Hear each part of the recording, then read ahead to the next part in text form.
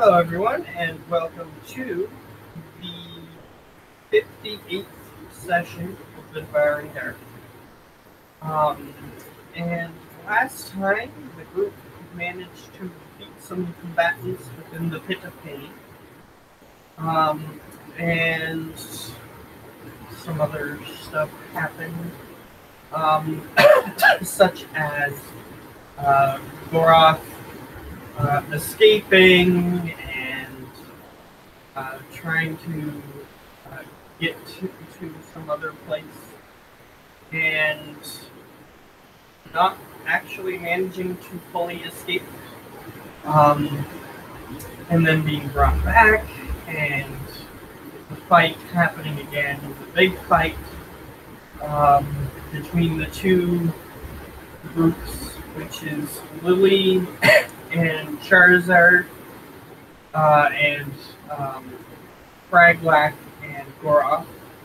Tried to do that again. He still refused, and then the Black Heart came into the equation, and a bunch of stuff happened there. Eventually, the match was called off, and after the defeat of a third combatant, and then Charizard, and well, a lot of shit went down. Let's say that. Yeah. So then we moved back into the cells, and then suddenly, motion outside, and Fraglack and Goroth managed to escape, and it is now at this point that they met a big group of people, of survivors, people being converted, and people being rescued, that sort of thing. And that is about where we left off.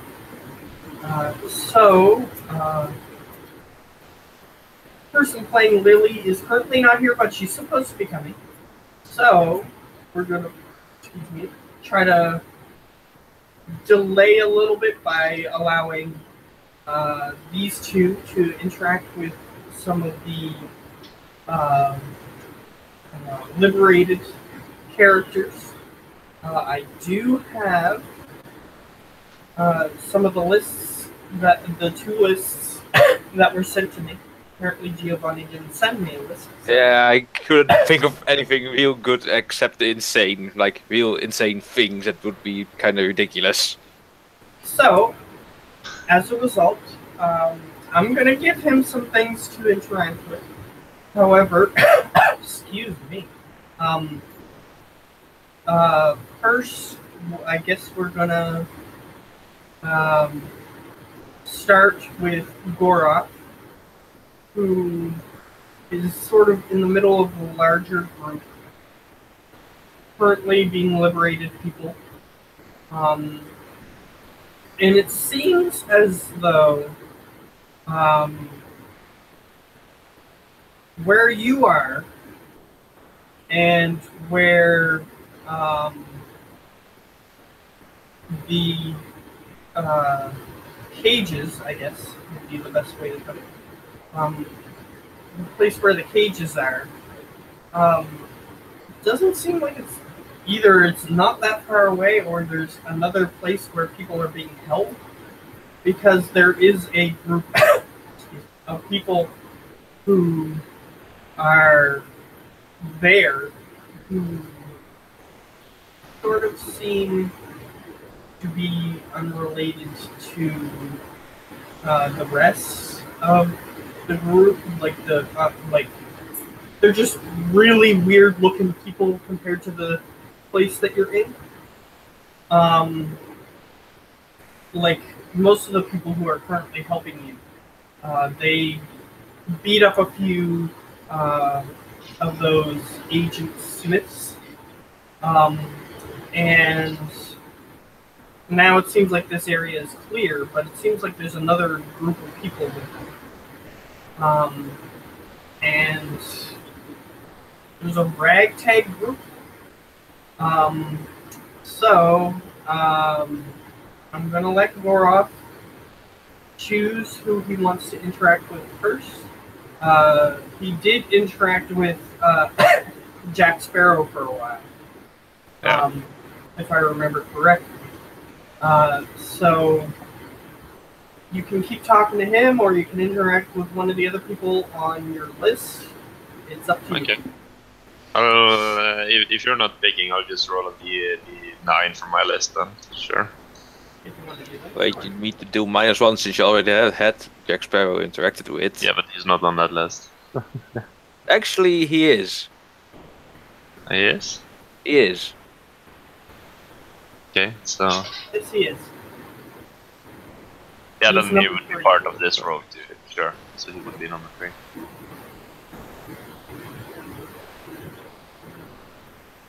So yeah, I'll take the 7. Okay. Who did he roll?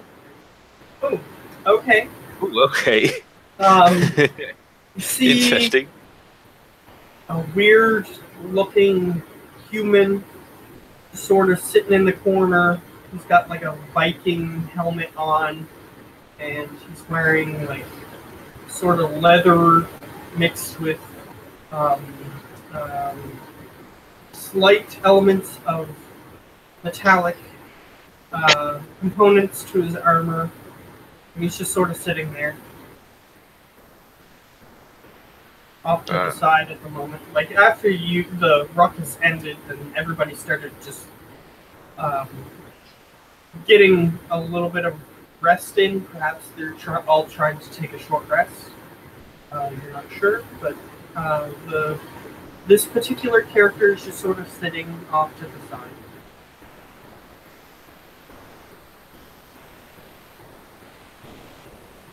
Yeah. So I'll... let me just find my sheet. That's fair. Oh, Gorov and the Mind Probe, as usual.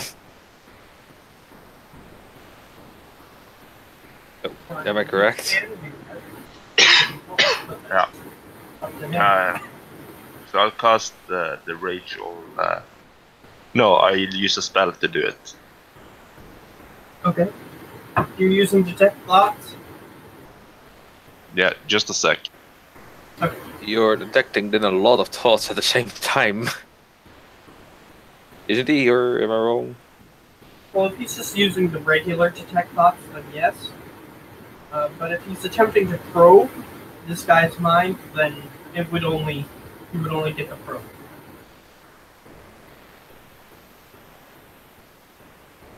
Depends on what he's doing.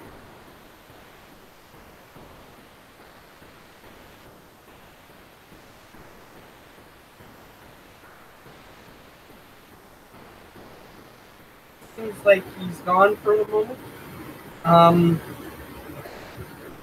So we're gonna come back to him as soon as he comes back. But I do have a few characters that I thought might be interesting for the current character you're using. Mm-hmm. So I'm just gonna choose the first one. So first guy who is you sort of looking around the room. You notice something catches your eye.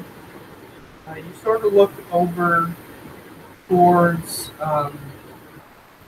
Actually, I'm going to change my mind. Give me a second. Oh, he's back. Oh, he's back. Okay. I think. It gives me a second to think. So, yeah, what are you doing? Yeah, I was... Yep. Oh, yeah, sorry. Yeah, go on. You said I was back and it kind of got... Yeah, but just go. No, it's you. It's you who's going. So, Oh. what are you doing? I was about to cast Detect Thoughts. This helps me all the time. Okay. So, yes, you are getting a flurry of different thoughts. I assume you're focusing on the creature that's in front of you, though. Yeah. Okay. He's sort of just sitting there thinking. Excuse me. He's sort of just sitting there thinking. Save my own world. Now I'm just stuck here with this random group of people. Just sort of looking over everybody. I'll just approach him. Maybe it'll help if you had the name of some of the random people in the group. I'll reach my hand out to shake his. He just sort of looks up at you and he looks confused. He again has like a Viking helmet on. You can't really see much of his facial expression. However, he reaches his hand out.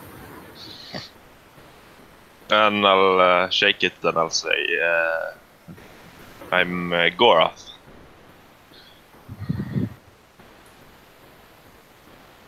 Nice to meet you. I'm John. John? Since this character technically doesn't have a name in universe, I just gave him a very simple generic. Yeah. And he just sort of stands up and looks at you. So, what are you? I'm Sluddy. We're from the plane of Limbo. Never been. Should go sometimes. Perhaps.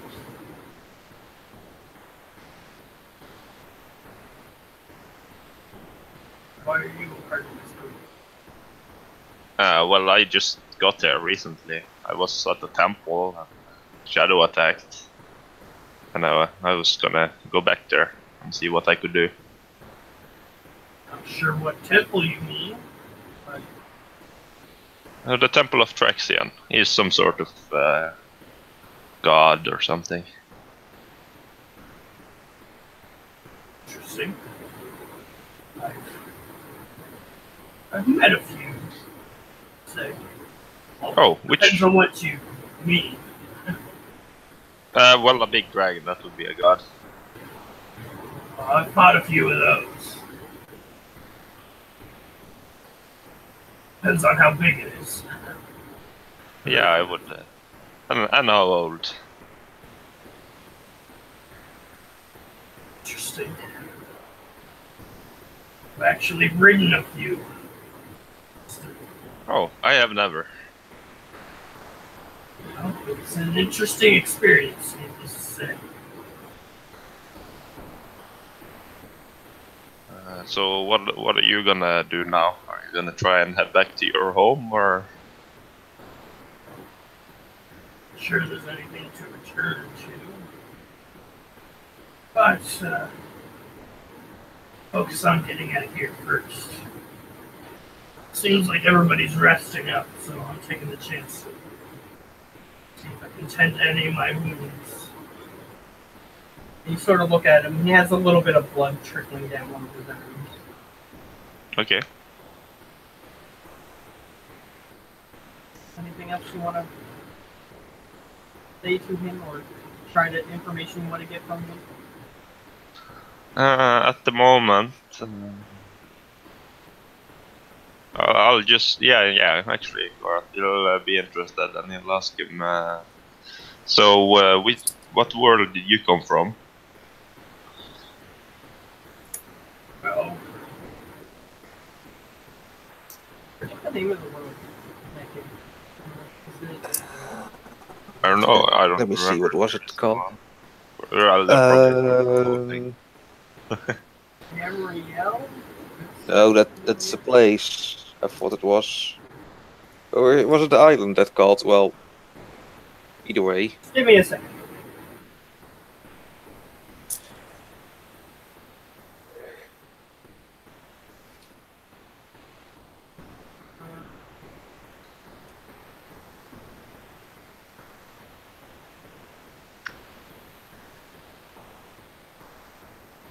I think it's called.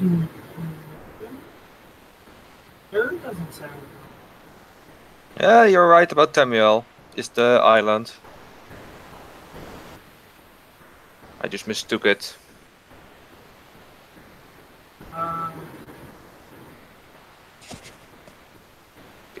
You hear me? Actually, the realm that the thing takes place in is called Nirn. Nirn. Yeah. It's what the mortal plane is called. Okay. So he goes, I'll call it Nirn. Place I specifically was from. Is living called Skyrim. Called Skyrim. Oh, okay. And I'll ask him. So, what was it like there then? A few climates, but mostly barren snow, trees, mountains, not much else. It There were seems cities, pretty. people live there, but it's mostly just snow and ice. Seems pretty similar to our Madeira plane then. Nods to Jerry. Approximately correct.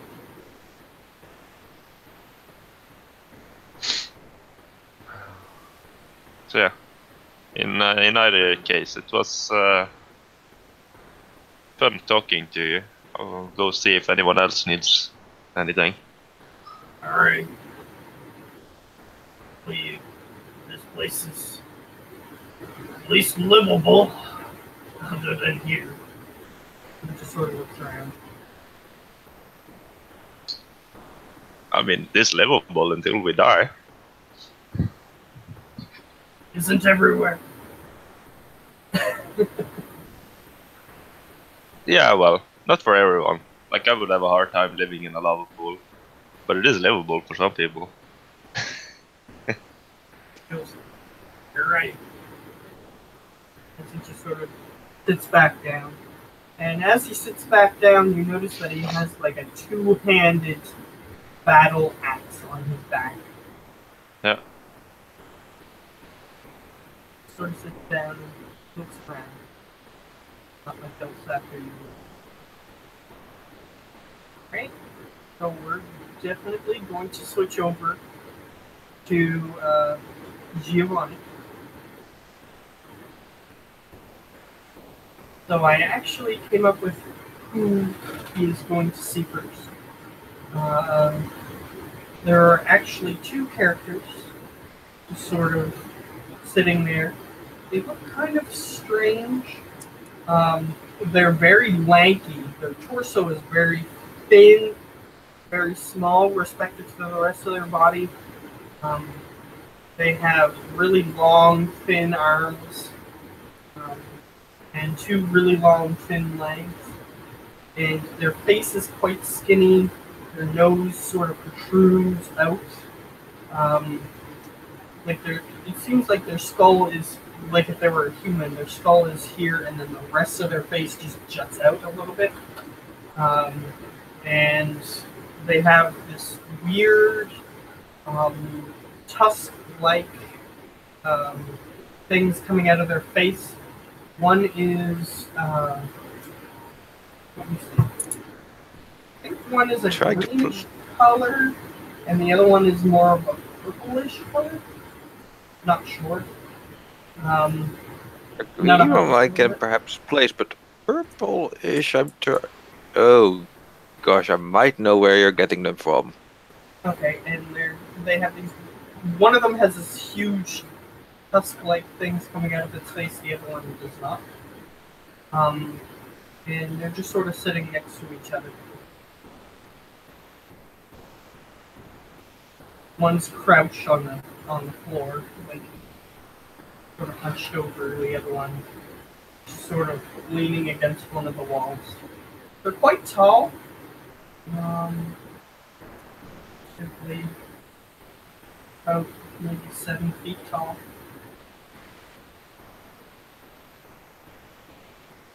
Yeah, how could I do this? They catch your attention because Shouldn't- they look quite strange.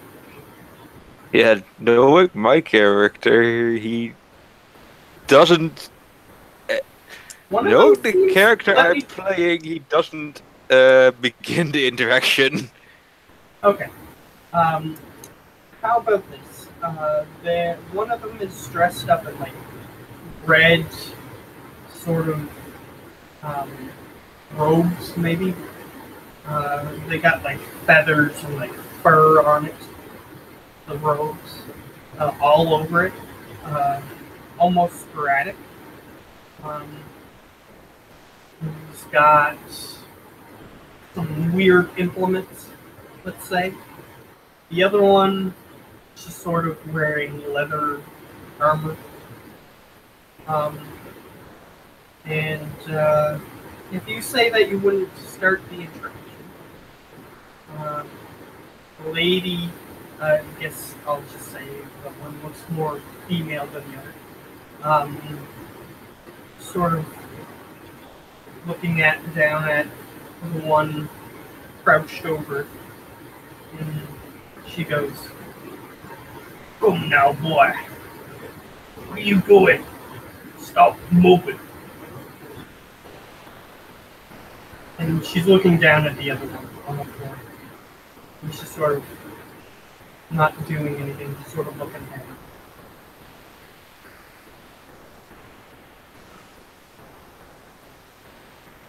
Yeah. You choose whether or not to interact. If you truly don't want to, then you have to. Yeah, I have really no clue how to actually interact on this. Like, just my mind just went on blank. Like, what could I do? I don't see an option here. I'm really trying, but I can't find a quite way. Okay. Um, she looks over and sees that you're sort of just staring off and motions for you to come over. So I point to myself and go like, me? And as you're looking as she's motioning over, you notice that she has 2 fingers and 1 thumb, and that is it. But they're like big fingers. So I just start walking over, and then, well, she was the one crouching, right? There's a guy crouching, and he's wearing like red robes with like feathers and fur on it. Yeah. Okay, I move she over had- and ask. Yeah, she has the leather armor and staying. Yeah. So what's going on? Look a little lost there, boy. I didn't quite catch that, what you said. She said that you looked a little lost. Yeah, aren't we all? Yes, I would say so. And she sort of just looks down at the guy crouching, sort of shoves one of her feet towards him. And he just goes, "Arr," and looks up at her kind of angrily. You're looking them over.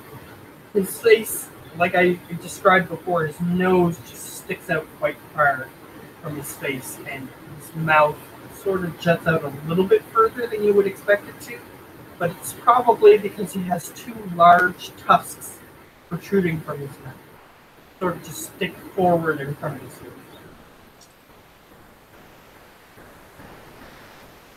One thing we perhaps could do is like fight more people that are still in their cells. Well, would be better if we wait for the rest. Or perhaps find some of our old, weaponry. If we actually can find them. So, we haven't found anything like that. Not yet, and most of us are quite interested. We decided to rest. Yeah, that's true. That's quite handy as well. Well, one thing I did notice, well, it's more of a theory, that our weapons are within ourselves, but somewhere hidden.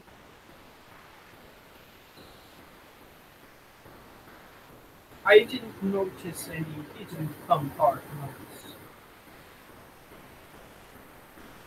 Hmm.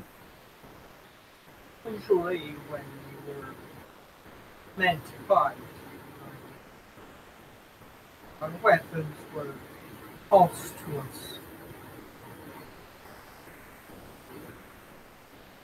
You remember that suddenly, whenever you were meant to fight, your weapon would just show up next to you somewhere. Yeah, so not in the cells, it's true. So they might, well, for say Ted, I have no clue how they do that, but they do it somehow. I suppose that's quite obvious. That they do it somehow. Yeah, I mean, we're talking about a character that has no concept, no clue, or in a world where there's 0.0% magic. Then how do you explain luck? Well, that would be luck from the greatest degree, so to say. So, one that's on the floor is still there.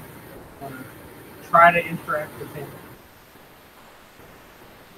Nah, I mean, he was quite angry from just a quiet little way of getting attention, so you would be like, not to mess with him and just leave him be.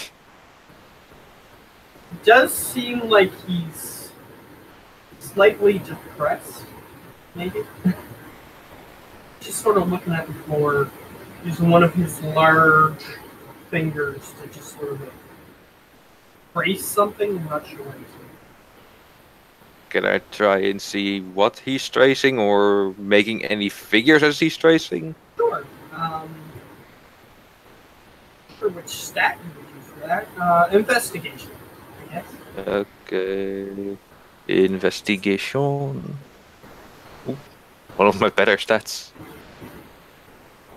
Right. It doesn't seem like he's making any particular shape, though you do notice that there's like a small, maybe stone sticking up from the ground, and he seems to be tracing around. So as soon as I notice the stone, I just crouch down to the stone, looking at it like a stone just jutting out of here. Yeah, and you're just now realizing that this area that you're in is kind of weird. From the cage where you were fighting, you were looking into the area where you currently are, and it looked like there were stands where people would sit. However, now that you're here, it's just sort of like a flat area with no bleachers or anything for people to sit on or anything like that. And there's just like rocks and things. It's just a rocky, flat area. And no one has a sword, no one has something to jam into the ground, so yeah, that's no way of... Well... I get... There's a few people who I do have something that I might can use. There's a few I have my people spurs. Yes. I'll just say that there are a few people who have weapons. It's just Well, that the people that you're currently interacting with don't seem to have weapons. Okay, I grab the spur that aren't my concealed thieves' tools, and well, use it to cut a circle in one of the stones, trying to see if I can cut some stone out. Okay, so you're going to try to get this. Are you trying to get the rock that he's tracing, or just any rock?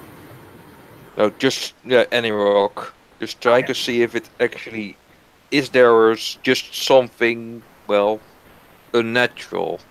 Come on, he has a free rock. You can take it. It's up to Yeah, you. I don't want to anger the one that's already, well, kinda quickly to anger, it seems. Well, you can try and dig up a rock.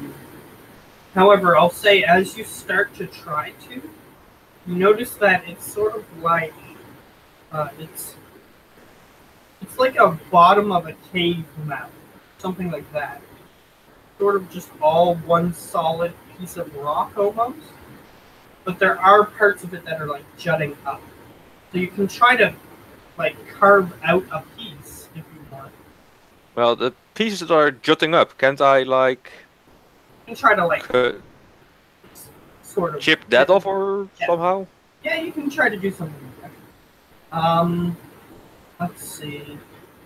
I'll say that this is mostly strength because you're trying to leverage it up. So I'll say athletics. To try to wedge something up. Oh boy. 8. No, it's quite hard rock.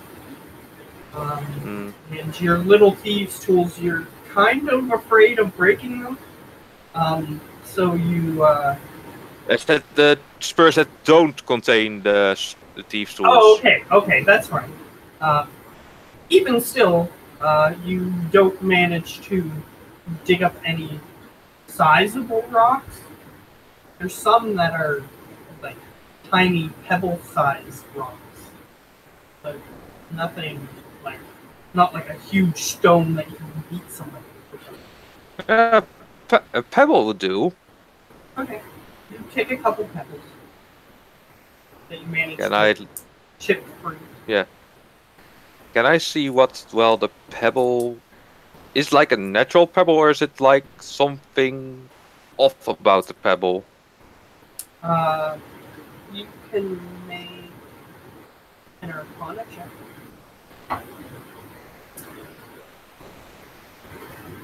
Oh, come on!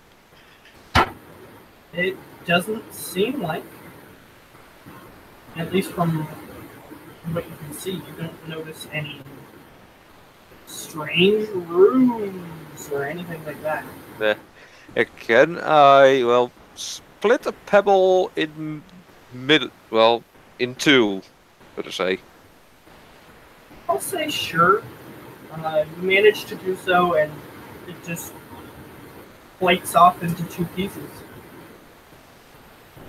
So nothing strange in the middle, no strange shapes or emptiness No, or void it's or just a whatever.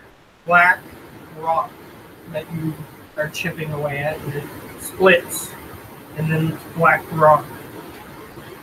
It's just all black rock. Quite odd, but okay.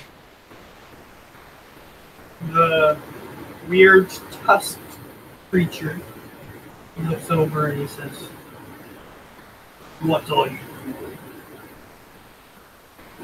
Trying to figure out if, well, the rock is actually rock, so to say. Who cares?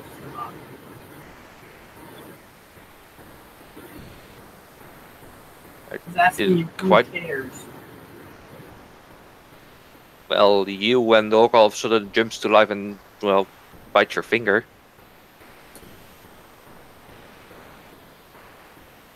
Who cares even still? I'm saying who cares even still. The difference doesn't come, basically. Well, still an important thing to know, yes or no. I mean, if it did, then, well, we would know there are spies, well, so to say, everywhere. Who cares if they see us? Well, we kind of do, because now we're free, and if, well, we're found, we would be locked up again. And he just keeps doing what he was doing before. Okay. And she goes, I can. the woman Yeah, go. goes, don't mind him. He big grumbat? Because he looks to me like a big grumbat. He couldn't convince our leaders to save our world. Ah, The Org, the Alliance, they mean nothing now. They couldn't stop fighting. yeah, he wouldn't think of an alliance yet at the time.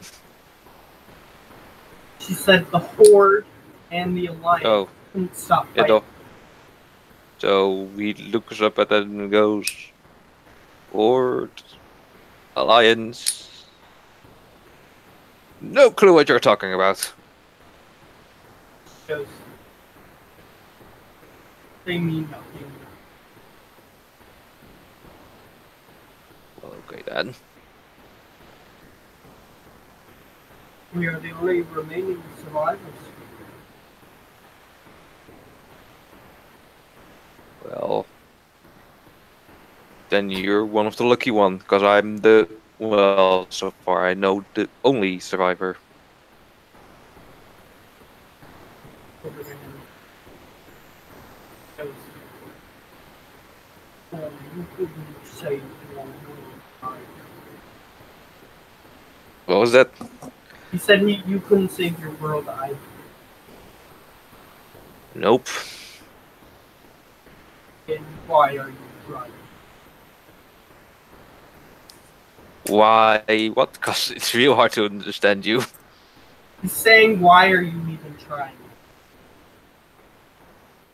Because trying is always a chance to succeed, isn't there? You've already failed. Well, where one fails, others can succeed, right? He looks at you as he said something that is completely nonsensical. Keeps going the way. I just leave them be. Okay. Okay. So, we're gonna switch back. Yeah. Hoping she would be back by now, but that's fine. So, Gora, what do you do? You gonna I'm see not another speaking to random anyone, person, or are you going to? Another random person. All three is Jack. Oh yeah, that's not random.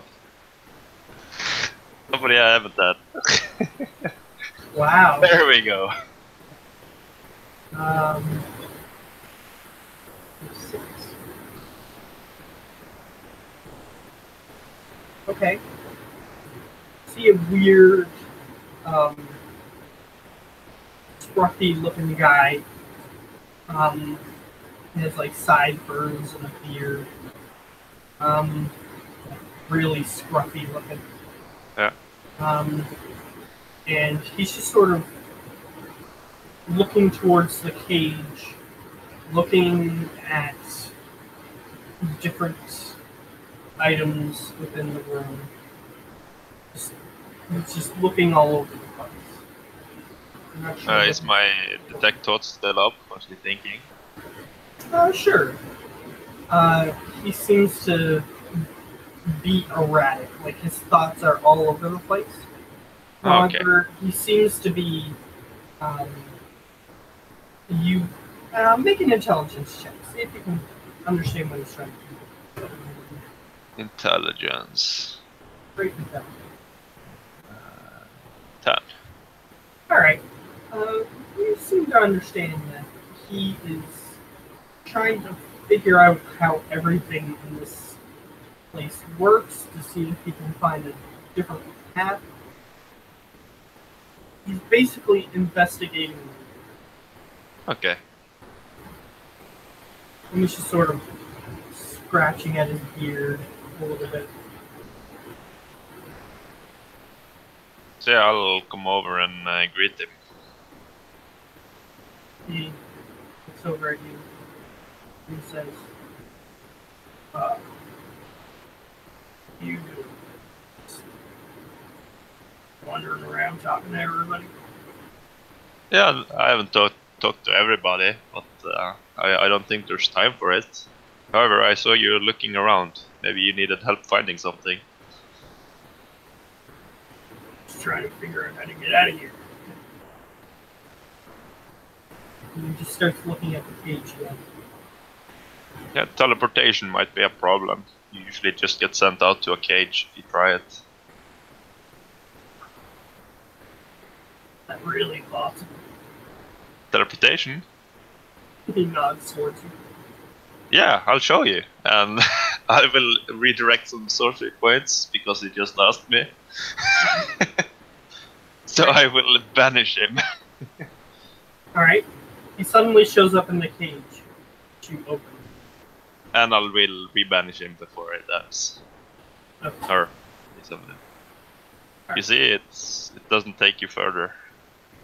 And when he appeared in the cage, he was just like... And then when he appears back, he goes... really is possible. Yeah, usually it sends you to your home plane. Or if you're on your home plane, it sends you to a pocket dimension. He goes... talking a lot of sci-fi. Sci-fi? You know, Oh, it's... I've been able to do it a long time. It's not science fiction if it's real.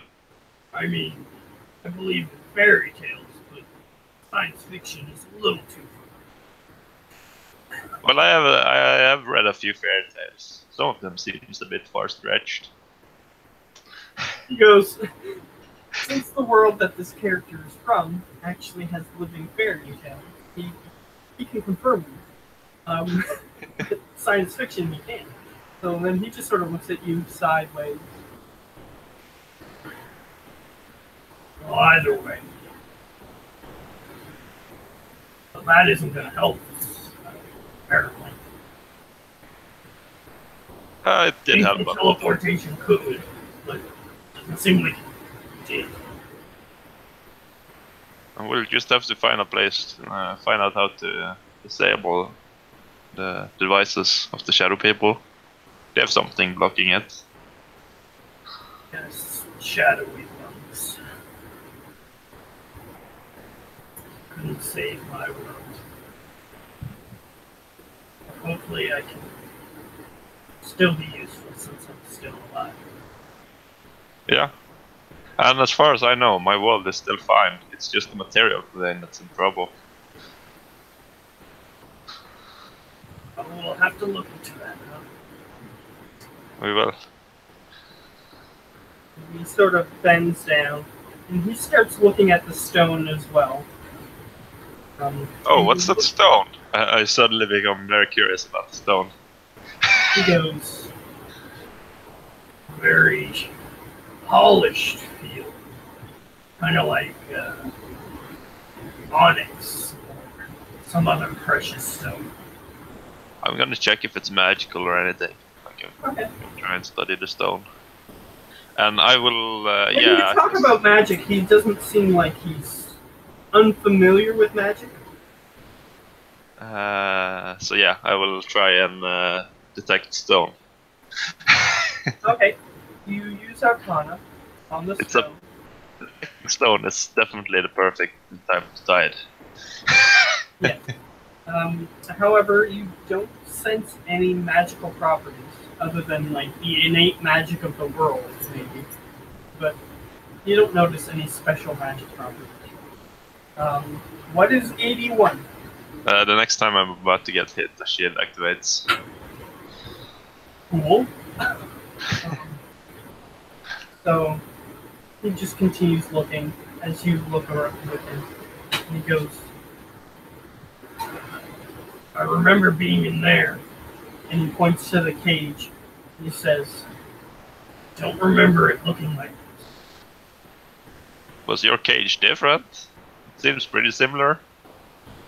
He goes, That's the cage we fight in. Oh, that.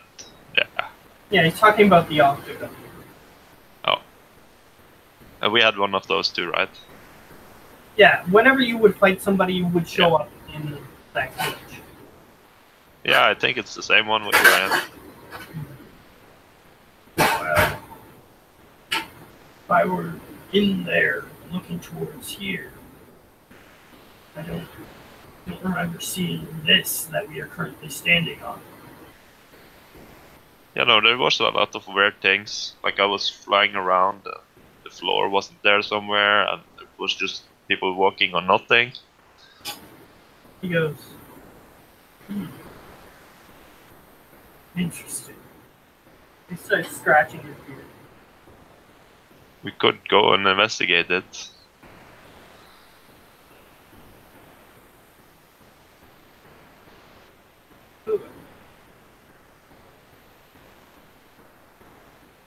And he just starts, he's deep in thought.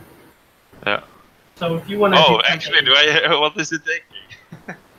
Oh, well, he's thinking, like, how could he possibly reach the octagonal cage from here? Like, Oh, I'll just like have... a rope or a fulcrum or something like that, like a seesaw that he could like launch himself off with, maybe. Yeah, I'll just tell him. Yeah, that part is easy. We'll just fly over. He looks at you and he says, "See any wings?" You don't need any. Yeah, He I raises guess an eyebrow, intrigued. I will sacrifice a 3rd level slot and a 1st level slot to cast flying on both of us. Okay. And he starts floating in the air, and he's like, "You're Tinkerbell, aren't you? Just like Tinkerbell." No, I'm not Tinkerbell. I haven't heard of this Tinkerbell. Could you describe her? Or could you describe it? I say. He goes, "Small person, wings, magical I am dust." larger than you. What are you talking about, small? And I don't have any wings, as far as last time I checked it, and I kind of checked for wings. And he also mentioned the fairy dust. I will start searching through my pack for dust. Do I find any dust? I don't think I have any. There's, on what you currently have on you, you have much, but what you do have does have a little bit of dust in it, but it's not like magic dust. Okay. So after I checked for wings, I'll just start scouring my backpack. No, I don't have any fairy dust, but I have a potion, I have some rations, I have a crystal ball, daggers. I found some daggers. Yeah, I have some rope as well, and I just start ramping off everything. Rope could have been useful. Oh, you want the rope? Now that we can fly, I don't really need it. Oh yeah, that's true. And Flying is a lot easier. He just floats over towards the cage. So do I. And as he's at the cage, he looks back to where you were just standing. You do not see where you were just standing. You see instead like rows of seats. Oh, I know what this is. This is magical darkness. I think something like that. Or an illusion. Yeah, it must be an illusion. Could be. We didn't fly through a sheet of or a wall or anything to project an image on. Yeah, that means it's an illusion. Like, they don't have to have anything to project them. And I'll just kind of show him by disguising myself as him. He looks over at you and he goes, like this.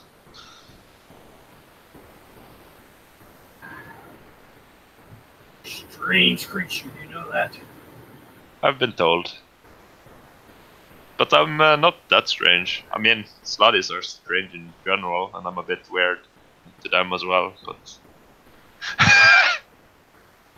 He's basically thinking of solutions that would exist in his world, however, that doesn't seem to be what's causing it. Yes. So he's quite intrigued and confused, but you can still get from his thoughts that he has a few ideas. No, that's gone. I can't read his thoughts anymore. Okay. Those were fine. Okay. Well, then, in that case, you don't know.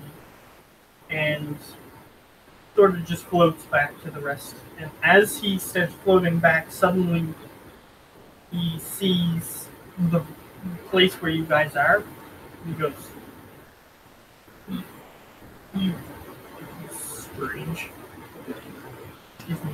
And he sort of just floats back and turns his head towards where he was just looking, and looks like he's seeing the seats again. And then he sort of just floats down a little bit, and you can't see them anymore. And then he goes, interesting. And then he floats back to the place where you guys were just in. And I'll just tell him, yeah, magic is really fun. Some people, like, they can learn it by just reading books, and it's really fascinating. I've been trying to, but it's hard to read books and not set anything on fire at the same time. It just keeps happening. He looks over at you, raises an eyebrow. By that I mean wild magic, but I don't know if he knows that. He doesn't know what that means. And he goes, met some strange ones. You're quite strange. As he just sort of continues looking around, seeing if he can gather any more information. Yeah. I guess I will be somewhat near him for the 10 minutes, because after that I'll have to land and let him know he needs to land. So he just he's sort of already walking around. Ah, okay, that's fine. But yeah, sure. Either way. I guess you can swap back to you then. Yeah. I was hoping she would be back. Oh, did he tell me his name? No, he did not. Oh yeah, I'll just ask him. So, what were you called again? Or what should I call you? Well, friends call me Bigby.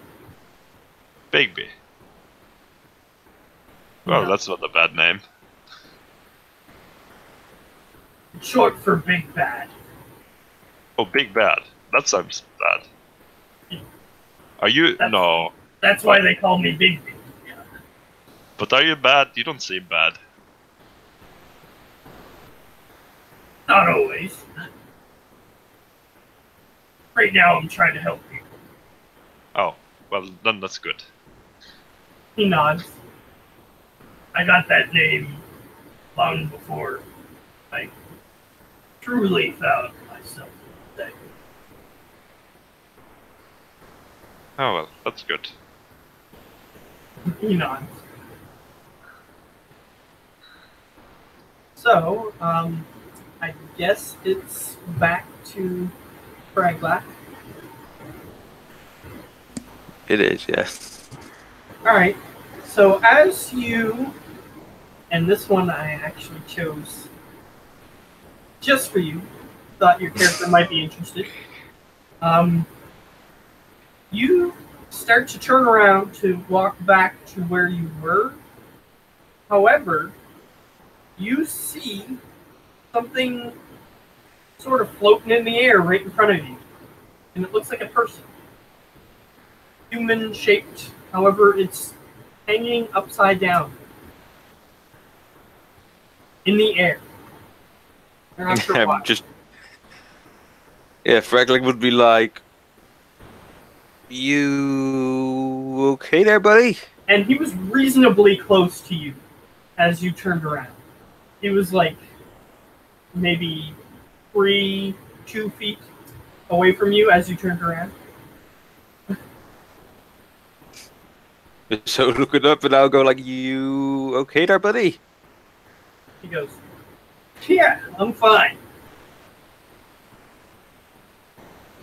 Are you?" You sure? 'Cause your world must be quite upside down. He goes, and sort of just looks up. And as you're examining him, he is completely red in color, mostly. Except he has this weird insignia on his chest, and his eyes are bright white. And he goes, "Oh, I'm just sort of hanging around, you know." Yeah, I can see that. Maybe turn 180 degrees would help. You hear a little snipping sound as he does like a flip and lands on his feet and just sort of stands in front of you. And he goes, "See, you got quite an arsenal there. Quite interesting. A little antiquated, but interesting." Yeah, that's what you get for living in the 1900s. That is the 1900s, right? Yes, the 1900s. Yes. He just looks at you confused. "You're not in the 21st century, I see." No. So what else do you have except for, well, ways to float?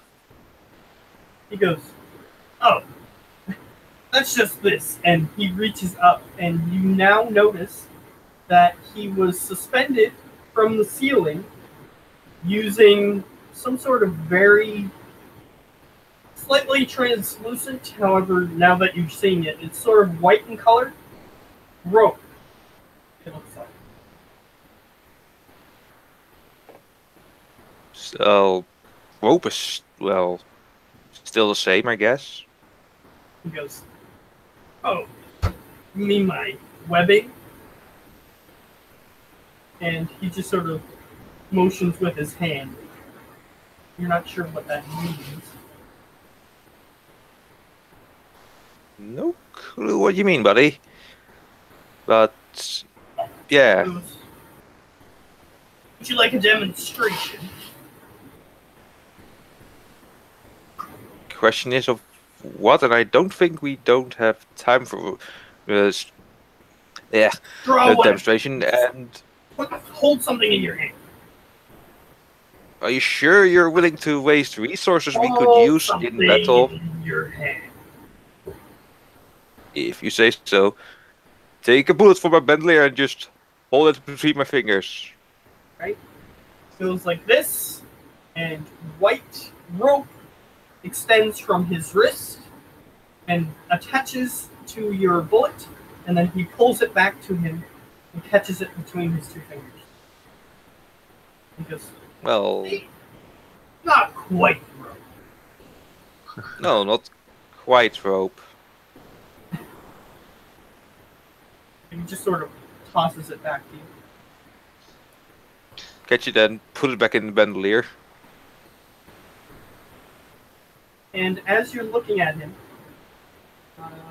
the insignia sort of on his chest sort of looks like a ovaloid circle, maybe, with 8 little lines going out from it. Yeah, well, Fragleg would, well, the character that Fragleg is would know what a spider is. Yes. So it looks reminiscent of a spider. So, what are you called? Well, there's not much point in keeping my identity secret, but either way, people call me Spider-Man. Name is Luke. He reaches out his hand, and he goes, "My real name is Peter." Still, my name is Luke. Just shake his hand. He shakes. He goes, "So I guess we're not in a friendly neighborhood." Well, we aren't in friendly neighborhood, but we're in friendly company at least. Has to count for something. "You won't find more friendly than me." And he sort of points at himself with his thumb. And he goes, and sort of looking at the equipment that you have, on you currently. And he goes, "Did you make this yourself?" And he sort of um, touches your part of your clothing.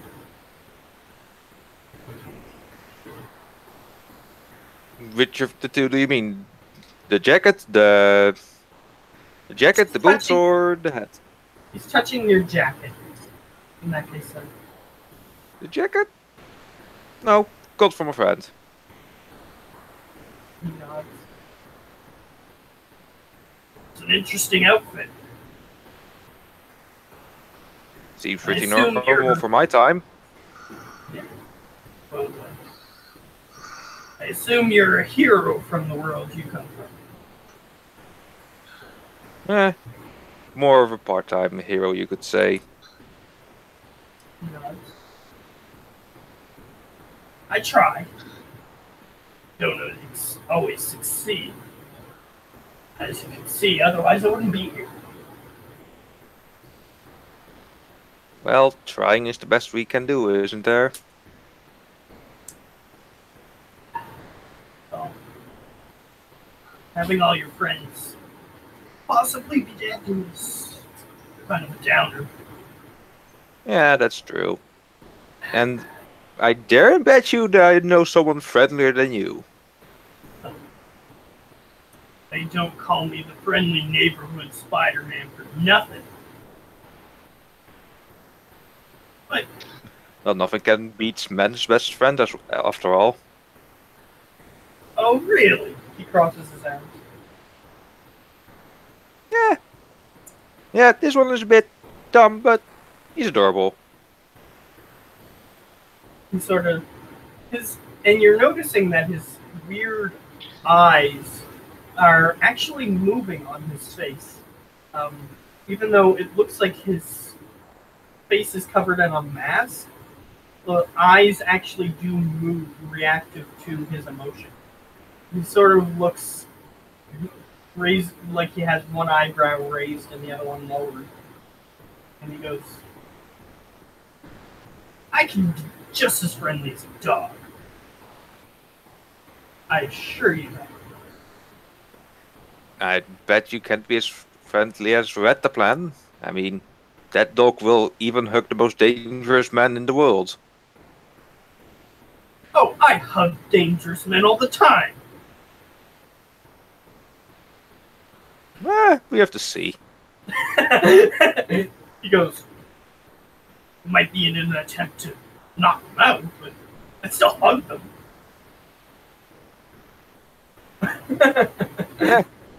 Red the Plan is more like knocking no one out and just be a distraction to anyone and everyone. Maybe he is more friendly than me, but still give him the Yes. rappers money. Still doubt that. I Hey, mean, here- you say to hug them to knock them out, to hug... Well, that is already a big minus. He genuinely laughs and he goes, "You know, we'd make a pretty good comedy duo." Who knows? He just laughs to himself. If you can beat my shadow, it is. Perhaps. He just Which I can't find anywhere in this blackness. I'll have to see. Maybe we will find some of our old companions if we manage to succeed as much as we have so far. He sort of looks around at the people in the room. Yeah, we just have to hope and see where we go from here, cause this is quite a group of people. Even if we have, at least starts counting the Smiths, all like Yeah, there is like a lot a- of guys that are looking like the same. Yeah, there's like at this point there's like a group of 10 of them just sort of standing around each other, sort of confused and talking to each other, but look exactly the same. Yeah, even if we have, well, now 10 the same guy. He looks over. Spider-Man looks over. And goes, "Well, Let's just say that there's been a few weird things happening. Yeah, just a few. Just a giant toad that can talk and use magic according to it. Magic. Sounds about right. Yeah, that's... I've known a few people like these magic as well. So, Okay. it usually turns out that it's just technology. Yeah, but what that... Well, I doubt that giant walking frog is technology. He looks over towards. I assume you're motioning towards him and whatnot. Yeah, He Gorov, looks yeah. over and he goes, well, kind of reminds me of a professor I knew once. Yeah, I He don't used to be think... a human. Well, if he is like that, well, you have my condolences, because that guy's weird. He goes, knew a professor once. An experiment gone wrong and turned into a lizard. Lizard human, kind of like that. And emotions towards Gorak.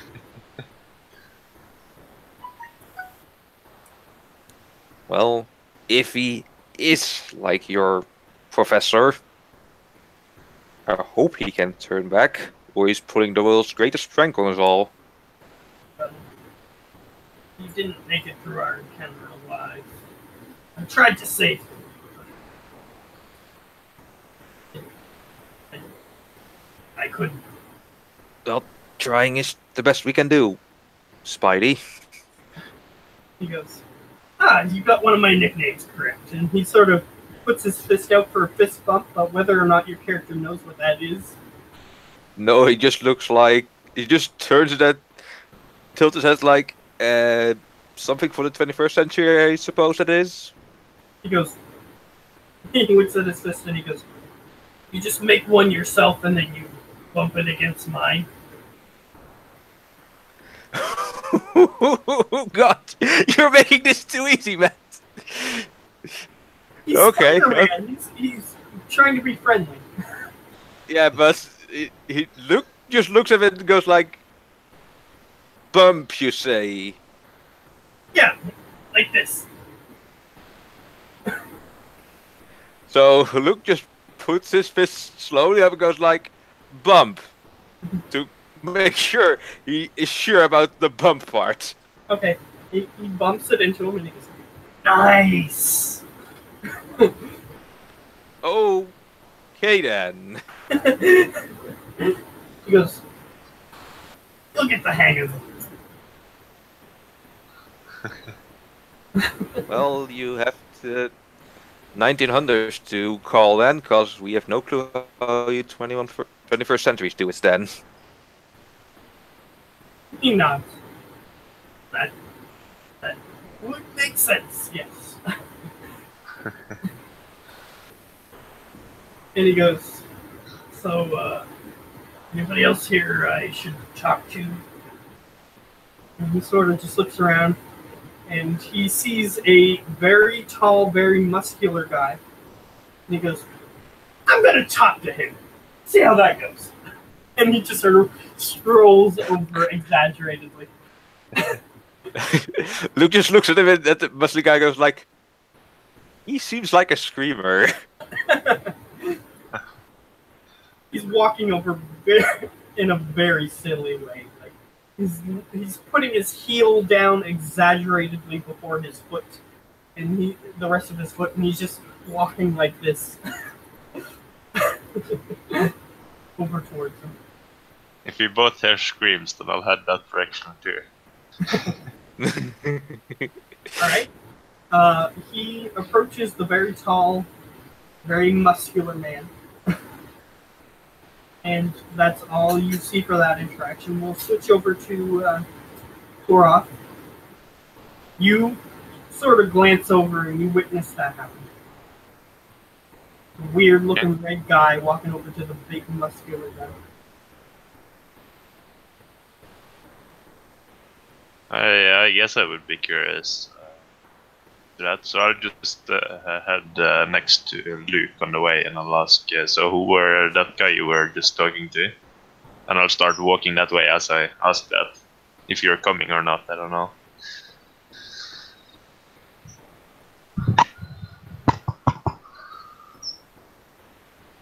Up to him.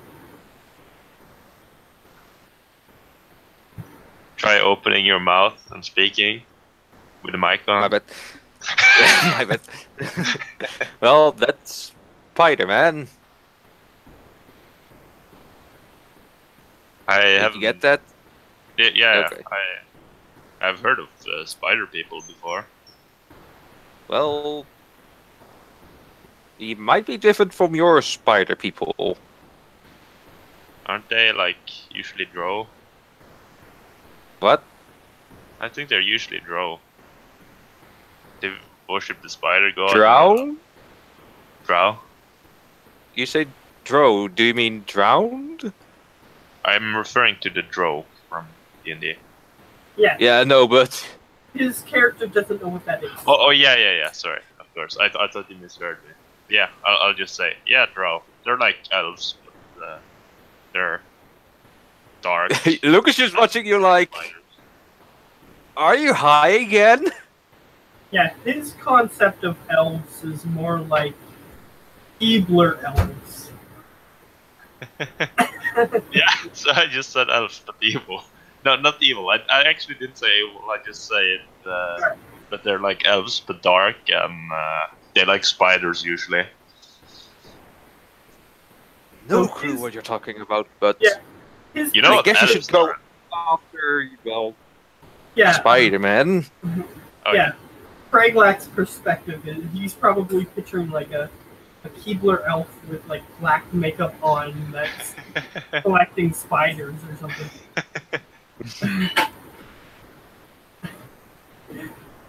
But either way, so you guys follow and approach Spider-Man as he's just sort of exaggeratedly walking up.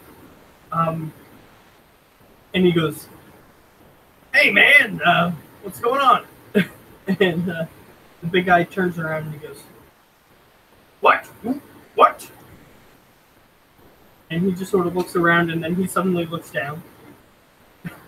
And Spider-Man goes, "Oh, you're quite tall. You know any rhinoceroses, like people with rhinoceros?" And he goes, "What? No, I have no idea what you're talking about. No. I have no associates that look like that. No." And he goes, "Oh, so I guess that's good." And he goes, Stop talking to me, you weird-looking man." And he sort of just pushes him out of the way. Oh. And he goes, "Okay." And then he just sort of looks at you two. So, who are you?" I just look. Is it me he's referring to? I still look back. He's motioning towards both of you, but you can be confused if you want. Well, this toad frog-looking guy is It's a slat. It's It's a Goroth. slatty. Yeah, but Luke doesn't know that. Yeah, but I'm like saying it out loud as you're trying to describe me. Yeah, he's Well- trying to correct whether or not Well, your according character to realizes him, a that. slat, but yeah, he's Goroth and I am Luke. He goes, "So He's are a you two human. heroes?" Heroes? Perhaps. Some days not. "Well, obviously you've survived in the cage this long." Well, no, we recently got there actually, and I haven't been fighting anyone. "Oh, so you're low-ranked newbies then?" Well, I've been longer than him, and well, I've been here quite a while actually. "Oh, well, And I'm not sure what this newbie you mean is, but perhaps. Like, you don't know what a beeping newbie is? And yes, he actually makes a beeping sound as he talks. No, and I'm intrigued about that beeping noise. He goes, those beep, beep, beep, get beeping. Sponsors of mine had me install it so that way I didn't make their company look bad. Oh, which company is that?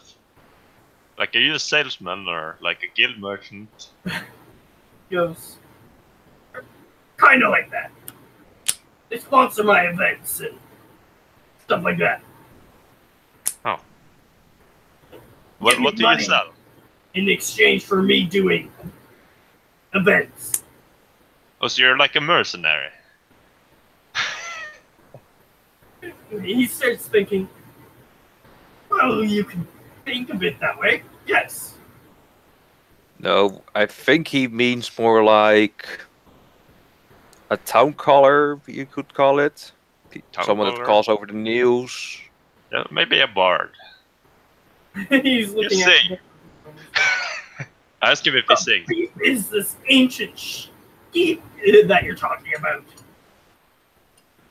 Well, the ancient stuff that I'm talking about is because I'm from the 1900s. Him? Sort of I have no clue about. He just side eyes you and he goes, what the beep? Yeah, 1900s. And he just looks at you and he's like, you're from Kingdom Come, I bet. Kingdom Come? What's that? He goes, I don't beepin' know. But you're from there, right? No, I don't think so. I'm from Limbo. Oh. You mean that dance? You're from a dance? I have heard about this dance before. Like he said it. What is this dance? I haven't heard of it before. But I live there, yes. What the beep? Me, you both, buddy. I have no clue where he's from. It sounds like telling me what silly this place. is. Like we said, we're all from I'm a different place. I'm gonna start probing memories to find out what this Limbo is, because I'm intrigued now. So I'll do him memories first. are you probing? His first. Or first surface thought, if anyone's just thinking about what Limbo is. If not, then I'll probe the big guy first. Okay. The big guy is thinking, at this point, because you continued the conversation past that, he's just like, I'm in a room with a bunch of imbeciles. What he's thinking. I'll just tell them back, no, we're not imbeciles, but hang on a moment, I'm just trying to figure out what Limbo is. And I'll make him do a save. At disadvantage, I'll spend sorcery points. This is worth all my points, that's special, don't worry. What can go wrong?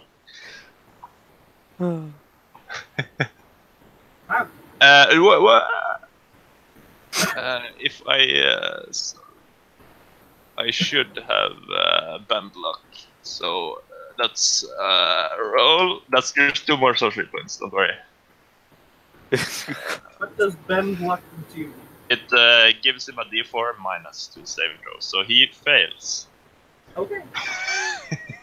So this is very important information. Okay. You see him in a room full of people. In his memory, his visual memory, and he is drinking some sort of liquid with a large amount of foam on the top of it, and he is just laughing his head off as somebody is trying to get bend back to get underneath a bar, and then they're sort of like doing this weird shoulder shake dance. And before they manage to get to the other side, they fall on the floor, and he just laughs at them extremely loudly and obnoxiously. He's just Don't like, ask him. and So yeah, that's what you get. I'll just ask him. So, drinking foam and falling on the floor—that's what limbo is. He goes, No. well, What? I saw. What? and he goes, not the drinking foam part. Apparently you can read my mind, which is creeping amazing. Yeah, you were laughing and everything when everyone fell on the floor. Well, the people who fell on the floor, they were doing limbo. Oh, so falling on the floor is They limbo. failed. I will just fall on the floor to try this limbo. You fall on the floor, and Fraglax says those are the people who failed, basically. Oh. I guess I will just... You're supposed to go under the bar without falling onto the floor, and then stand back up straight. Oh. Under the foam? The No. bar. The bar. Pole. Oh, the bar. The pole. I got it, I think. He goes, I may. Tell me what. He just sort of looks down at the other guy, and he goes, so you're not a vault hunter? Vault? And like Hunter? treasures? He's looking at Fraglax. Oh. No. If you mean like the vaults from banks, then no. Well, kind of, but from your confusion, I'll just take that as a no. I mean, I don't know if it went from being robbing banks to something good in your time, but in my time it's still something bad. Well, depends. Depends. Could be something bad, could be something good. Depends on what you have to do to open it and what's inside. And he just shakes his head. Well, you're talking about it like it's something good, so I'm assuming something good. Well, it's fun to watch people kill each other or get to it. He just looks at him like, one of my shows. so your show involves people dying because they want to open a vault? Pretty much, yep. Okay, then. That seems pretty terrible. Unless they wanted to die. Well, they volunteer.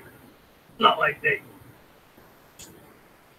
we put random people in a pit or something. Can I do an insight check on that? And he motions towards the cage. He's saying it's nothing like that. Yeah. I would like to do an roll an insight check on him. Yeah. Sure. I will do advantage, but this 89. He seems pretty I open. go into a centaur. But before that, he seems pretty open and honest. And usually, if you don't succeed, you're not sure. So Yeah. you succeeded. You see that he is just extremely open and honest. He's willing to tell you what he really thinks, even with a 9. Yeah, that's fine. So you start changing into a centaur, and he goes, "Whoa, whoa, whoa! The beep!" Well, I believe you, and I just are stroking my chin, like thinking. And he just You goes, see what I mean? That's what I had to deal with it myself. Spider-Man is off to the side. He goes, but just to say that's nothing like the professor guy. He couldn't do that. He couldn't do that. Which professor? I knew some gift professors, but I don't think you're talking about them. So Flag from behind, of course, says, "Don't indulge it." He goes, yes, Spider-Man goes, thought I read about that somewhere. You did? What do you know about it then?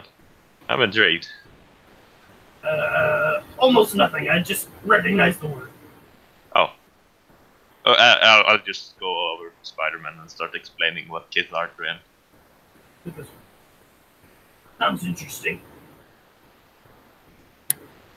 And he just gets interested. Yeah. However, the big tall guy is still there. If you want to interact with him. I assume Craiglak is going to be there while Groff is explaining all that information to Spider-Man, who is genuinely interested.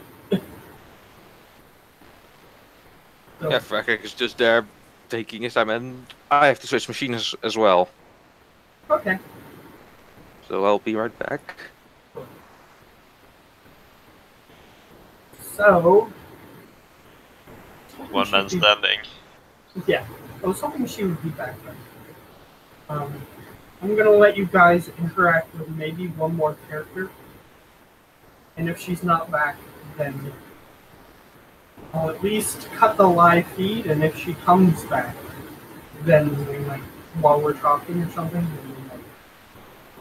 we might start another video. But until then, so you explain all this information to Spider-Man, and he's genuinely interested. So he just lets you prattle on and on and on and on. If nobody stops him, he'll just keep talking, get distracted, go on another point, and then just start talking about that. And he seems to be able to follow you. Like, every time you derail, he goes on that derailment with you. He's right there with you every step of the way. Yeah. So Although that's gonna be at certain points, he does ask questions, like, to try to get you back on track because he was interested about something you said. But yeah. other than that, he lets you derail. Yeah, if you ask me questions to get me back on track, I'll get back on track and completely forget what I was getting off track about. So yeah, that's fair. He just is interested, and he genuinely gets you down all those conversation trees and everything, as if he were in an RPG. He's just getting you down all the conversation trees. He's just doing everything. Yeah. And he's listening to you. So I don't want you to have to explain everything, though. Yeah, that's fine. The character does do that. So, while we're waiting for him to come back to see if he wants to interact with another character, yeah, I don't know.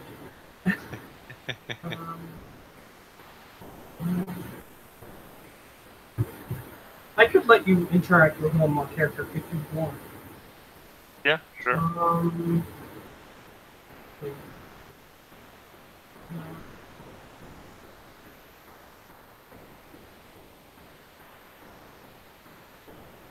Yeah, I don't have those lists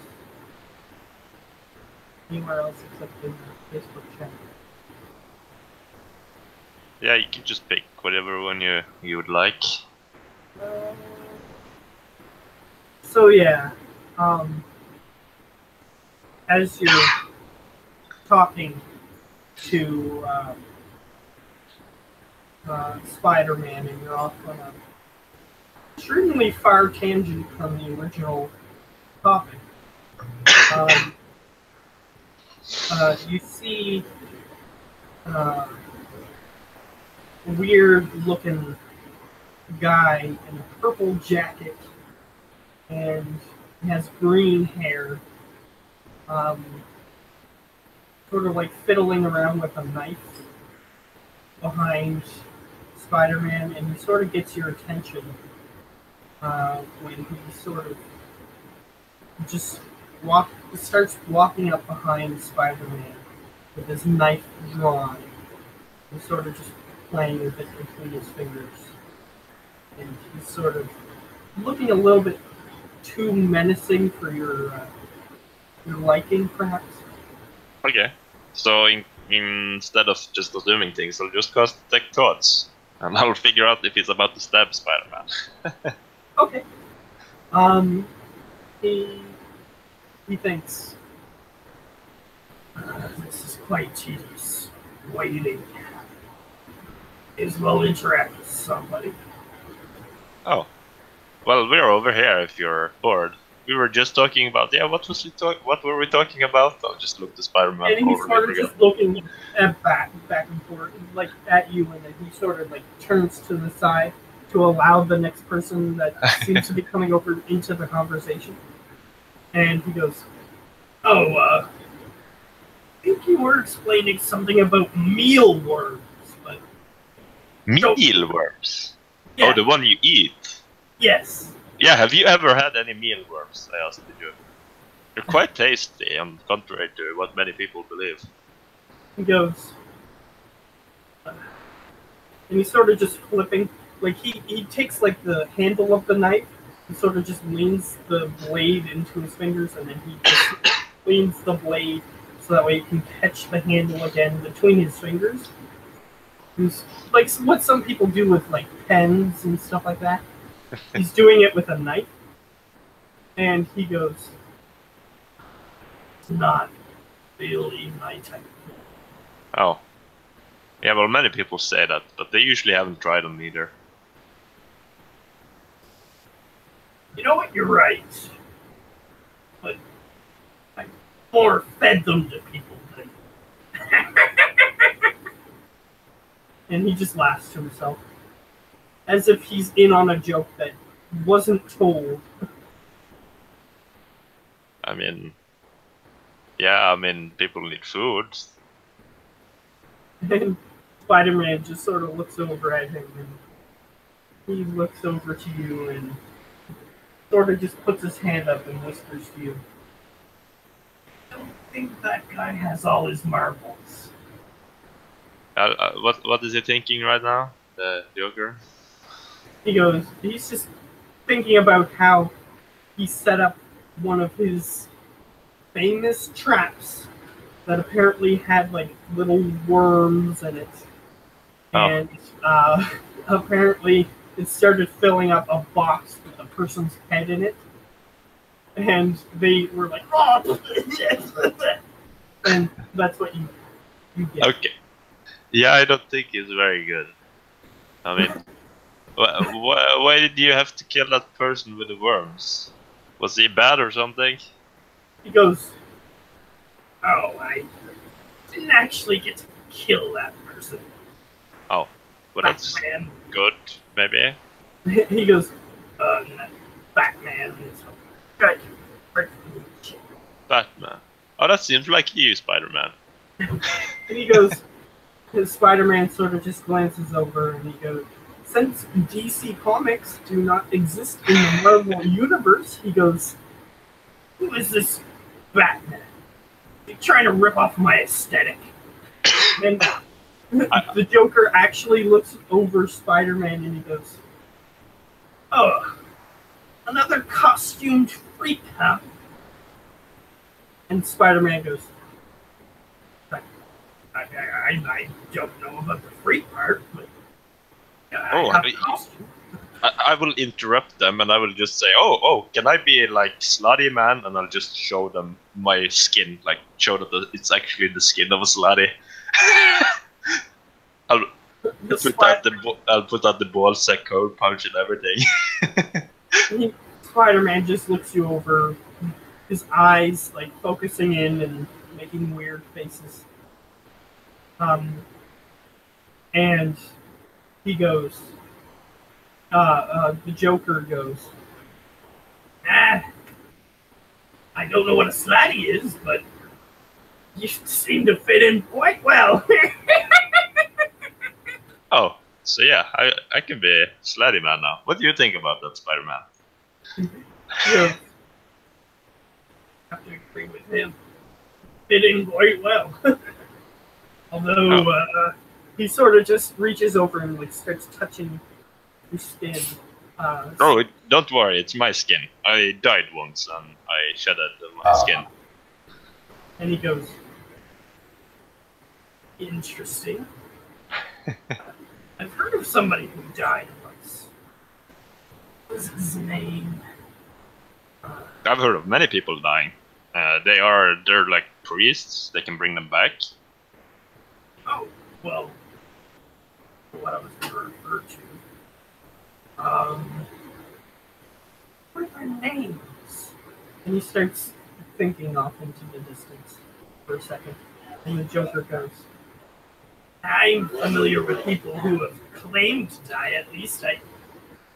All ones that have died haven't come back. Oh well, I can come back. Does he believe me? The Joker? Yeah. Let's see. Oh, well, Should I roll persuasion or something? you can. Did I cast a spell? No, I didn't. So it's a normal. 26. He's really good at getting at people's emotions, though, so he might be able to succeed. No, he does not. He goes, you're wily. Not sure what to think of you. Well, just think of me as Slutty Man. I'm not entirely sure what that all inhales, but I like it. So, well, is there anything like Batman? I haven't heard of this Batman. I assume he's like a bat. He dresses like one, and he obsesses over them. So, if that's you, then that's you. No, I don't really obsess about Slutty. I just am one. What about you, Spider-Man? Do you obsess about spiders? Spider-Man just glances over and he's like, I don't think you have the same definition of superhero that I have. Okay, And- what do you need to be a superhero? And Spider-Man goes, well, you need to have, well, definition is kind of loosey-goosey sometimes. Just need to have a powerful technology, or just have innate Like magical- teleportation, making fireballs appear, flying. Usually a making person myself doesn't look have like a dead all of person. those. He goes, Oh, usually mind reading. He goes, usually a person doesn't have all of those, maybe one or two. You Oh, have I all have of those, then you're already set.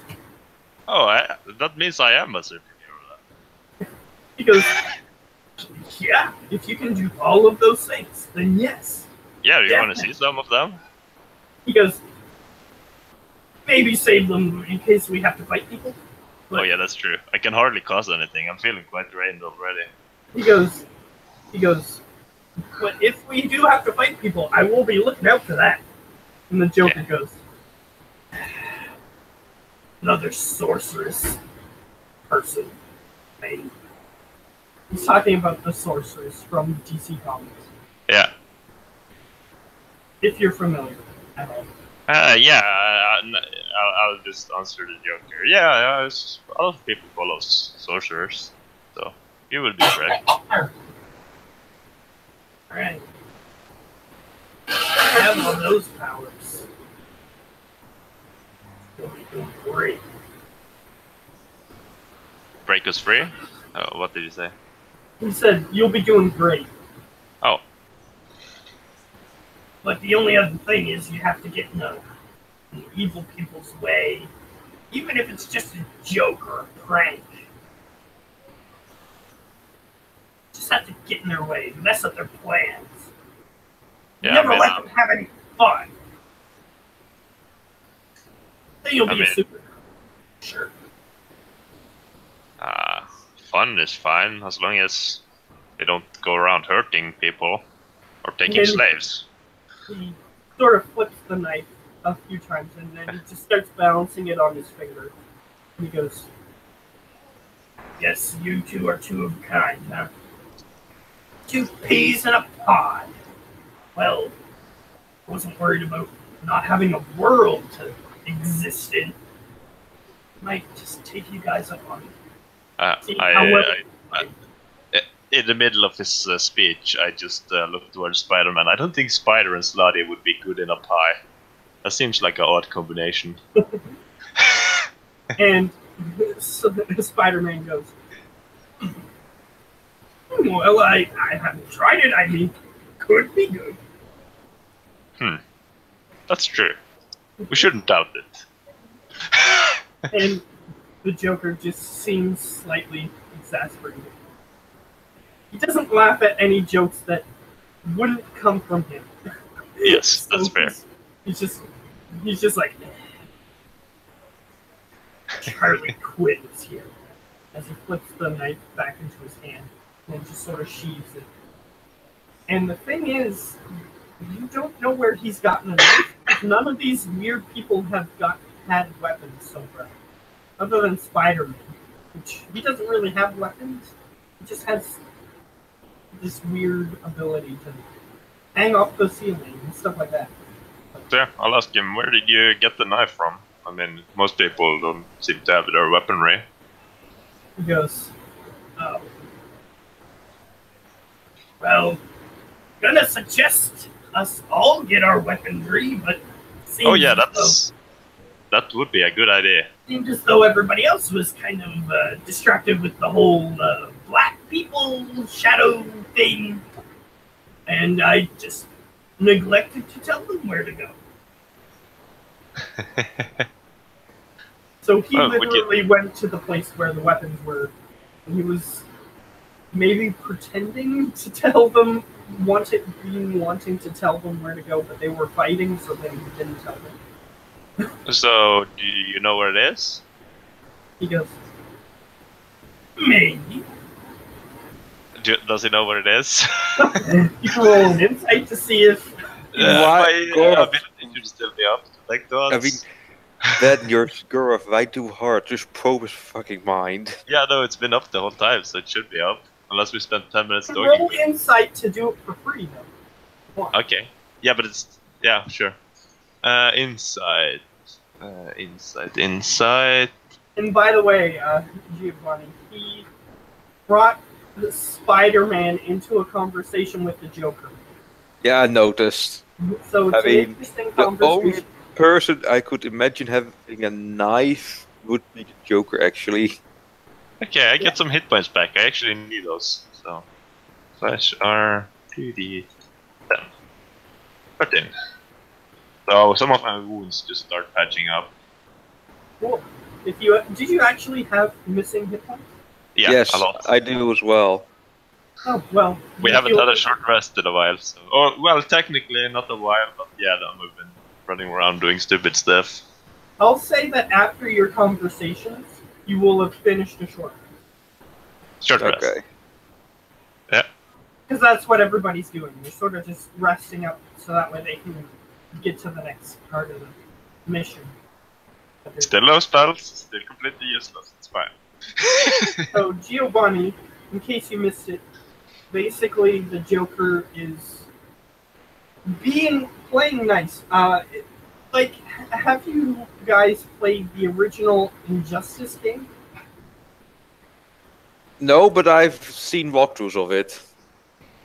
Basically, I think this is the one. It might be DC versus Mortal Kombat. Yeah. Nope. It might be that one. I might be getting the two mixed up. But either way, in one of them, they get teleported to an alternate dimension. And actually, in both of them, they do. Which is why it's confusing. Well, and I the do Joker, know... The Joker Yeah, actually teams up with the good guys because there's a bigger threat. And he actually turns out to be quite a good guy because Harley Quinn is a... No, this is Injustice 1. Harley Quinn is teamed up with the good guys. So, since she manages to convince the alternate universe Joker to be a good guy, and he turns into a good guy. For a moment. For Yeah. at least for a while. But he helps the good guys in that game. Yeah. Yeah, and he ends up having to fight the evil Superman. But either way, he's basically doing that. He's teaming up with everybody so that way he actually has a place where he can exist. That's his goal. So he's willing to work together for now. And he's been like twiddling a knife around. Which is where they're now asking where he got the knife from. So yeah, did I know? He, with the 16 insight, yes, he definitely knows how to get back to where the weapon is. I'll just ask him, so are you gonna tell us, or should I read your mind? It's whatever you prefer, really. Well, you really have that power. Why don't you show us? Sure. Okay, I'll trade some spell slots because I'm really out. So I have 2 sorcery points, and I will give him disadvantage on his saving throw. Find out where the armor is. He's not good at hiding his intentions. Not as good as seeing other people's. Well, I don't need to roll again. Yeah. So you get into his mind, and I'll say that you can also search for one other inquiry for free, since he got a natural one. That it would be something he's been keeping secret, like something, yeah, just Okay. that I wouldn't know unless I read mind, basically. Okay. So, from him, you get that he walked down a path, like a dirt path. Like there was a door on the side of this dirt path, and you see him walking out of the room. He turns to the left, and he starts walking down this hallway. There's a giant hole in the room, or in the hallway. He jumps over the giant hole and lands on the other side. And then he just keeps going, and then he gets into this more stone-like hallway, and he goes, "Hey, guys, there's weapons. Oh, never mind." And then he just goes into the fight. So Okay. you get that. And the secret that he would probably never tell you, that might be important to know, is that you get some visual memories associated with this. He teamed up with the Shadow to take out Batman, and as a result, the rest of the Justice League fell, and all the other minor superheroes associated with them, because he killed Batman. And in this universe, Superman is locked up, so the rest of the Justice League falls, and by the time they release Superman and everything, basically he set off a chain of events that resulted in his universe getting taken over. Basically. Okay. Is what you do. And there's a series of visual memories associated with that, but most of it is just him thinking, well, it's all my fault that I killed the world that I came from. Okay, so first I'll describe the way to the armory, and I'll ask him, so how could you team up with a Shadow to kill Batman? That seems wrong. Well, yeah. There's a thorn in my side, okay? Still, I mean, aren't Shadow more of a thorn in your side? Now they are. Now that they betrayed me. Should have saw it coming.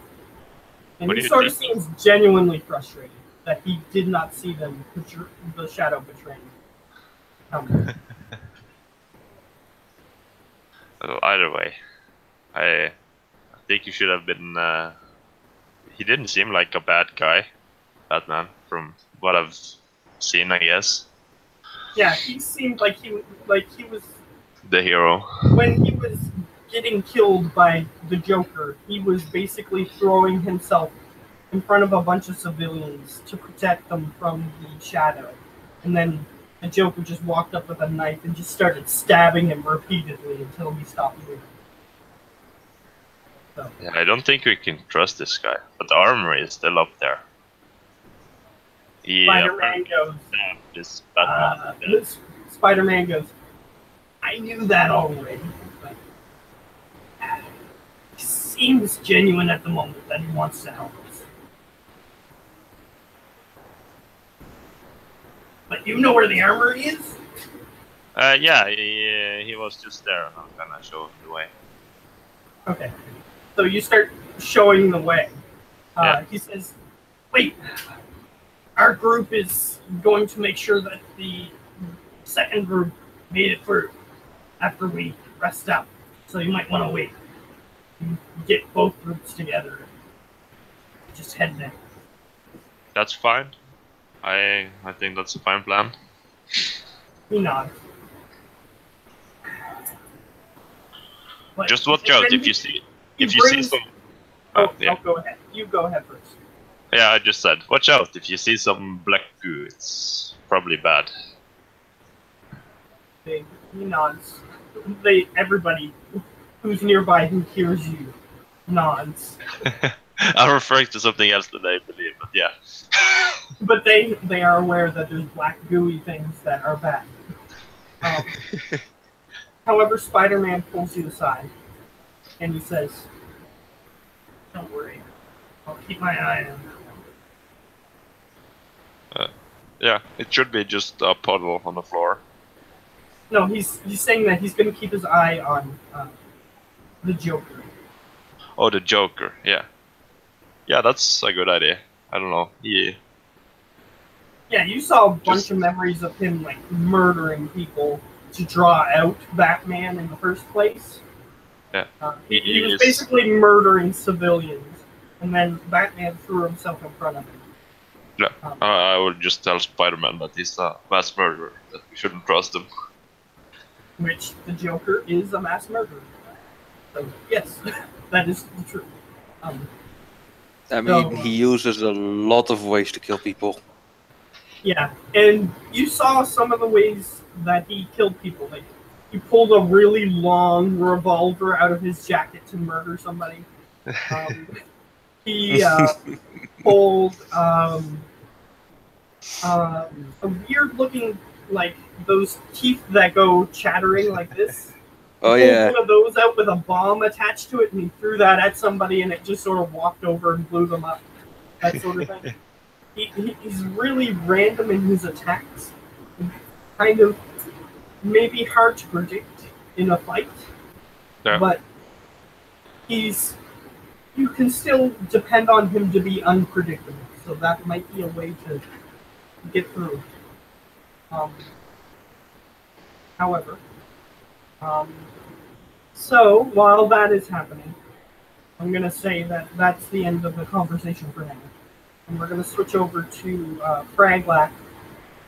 You were sort of talking to Mr. Torg.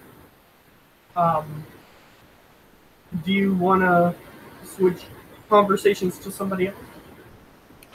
Well, no, as soon as he hears their weapons, he says, I think we've hit the jackpot of weaponry. Yeah, you see, as he was mentioning the weapons, you sort of see him, you sort of in your mind thought, hey, he was flipping a knife around in his hand. Because you were sort of not really paying attention 100%, but you noticed. So you noticed that he had a knife. Yeah. Hasn't oh yeah, he's now still trying to find out the information where the knife is from. Well, you see that Goroth seems to know the location, however, you overhear them talking about a greater plan, and they might go there a little later. Well, I think we can get some weapons and all people's weapon if we ask our, my quote-unquote sladdy friend. Okay, so who are you going to approach to bring this up to? Well, Turg, which I'm still talking to, aren't I? Okay, sure. Yeah, he's nearby, so you can talk to him. Doesn't matter. So you talk to him, and he goes, "Oh, I do need my beeping grenade launcher. That would be nice." And you know what a grenade is. Your character knows what a grenade is. Yeah. And something that launches grenades? That'd be nice. Yeah. So, how big is this grenade launcher? Because I can imagine only like big cannons to actually launch it, not something smaller we have current day. Yeah. And he goes, "This big?" He looks him over, goes like, so if you were to say something from my size would be this big? For your size. Maybe a bit smaller. Bit smaller? Well, possible. Still quite the... Well, I guess that would be 21st century stuff. Are you from the 21st century? He goes, "Well, maybe a little bit more than that, but either way, it holds 6 rounds." Well, that... So, well, same thing as a revolver. Well, that's nice. It works pretty similarly to a revolver, actually. And Still. he sort of describes it. It does work like a revolver. Yeah. Well, instead of just talking about the weapon, we can ask, well, my slutty friend where it might be. He seems to know. But we did agree to meet up with the second group. Suppose we should do that first. Well, Everybody at once. Well, you seem like a capable guy. Maybe you could, well, carry some weapons for the others towards them, so that, well, if something goes down the shitter, let's say, and that we all are still at least equipped and armed. Roll a persuasion. Okay. Because he wants weapons, but he's already got a plan in place, so you might be able to convince him. Persuasion. Don't fill me now. He goes, 11. "No, everybody else has got this plan in place. Seems like it's pretty airtight. We better wait for that." Did I notice Spider-Man leaving? Spider-Man didn't leave. He actually convinced Yoroth to stay. Well, I can get some. It would take me a few trips to get them for everyone, but still, it's better than nothing. He goes, "Really don't think we should separate." Yeah, too, but I mean, clown looking if I had my guy. weapon, I could create some pretty big explosions, but I think we should wait. Everybody else seems like they got a plan in place. Well, the clown looking guy looks like he, well, got his knife. He sort of glances over and he goes, "That's what he was talking about when we were busy killing things. He vanished halfway through the fight and showed back up with that." Yes. So that must mean it must be pretty close. Probably. Well, pretty close to somewhere we were, sure. Maybe not close to here. Well, might be close to this very location we are currently, so should be there in a few seconds, I guess. He shrugs. But if you want that information, you're going to have to either convince the Joker to tell you where, which seems to have his own motivations and methods, Or you could talk to Gora if you want. Yes, so Luke just watches some Mr. Turk says, well, I'm going to ask them. Perhaps, well, it is closer than we think. Okay. You can And I, convince some others to abandon this plan and go back for weapons. I'll go with you. okay, let me just make sure it's close by. Okay. Alright. So then after that, I move on to Gorf and the Joker and Spider-Man. Alright, yeah, they are sort of in a group. And at this point is when Spider-Man is whispering to Goron. So they're sort of off to the side, and the Joker is standing in the spot he was before. He sort of has a very devilish grin on his face. So, what do I call you? You're going to the Joker? Yeah, Okay. since they are currently seems to be speaking to one another. He takes out a card from his pocket, and it says on it, Joker. And he says, "What am I calling cards?" Well, you must have quite a few calling cards all over the world then. He nods. Well, world I came from, sure. Not so sure about here. That's true. So... And he gave it to you, so you have, if you want to put in your inventory, Joker card. You can put that. Yeah. Okay. So I see you have a toy to play with. He draws it from it. He actually has a knife sheath, and he takes it out of the knife sheath and starts flipping it around again. He goes, "What about it?" Where did you get it from? Why is everybody asking me? Like I'm a mayor or something? President. No, president. Well, you... Yes. Yeah, this is you my seem pitch the line. only guy that has the knife, and no one else seems to have a knife, so logical conclusion would be you know where the stuff is to get from. Well, I was the only one who searched for it.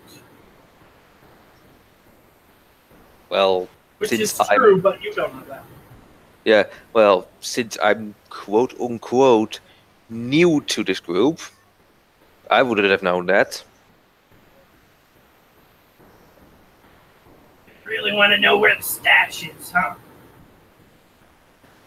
Well, yeah, I mean, we would stand a way better chance unarmed than unarmed. No. Well, Just pointing out, you said a way better chance unarmed than unarmed. No, I said I corrected it. yeah, he tried to correct it, and that's fine. I'm fine with it.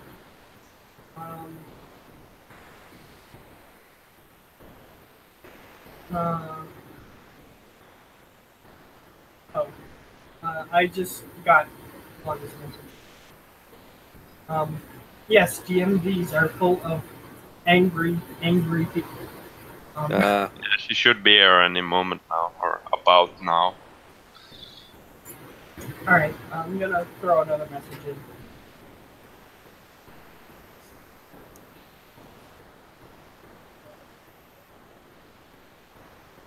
But either way, he says, "Well, I'll tell you unless you tell me something."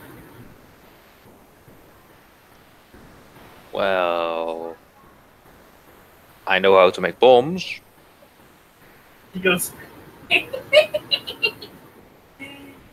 "That might be useful later, but I had another question." Well,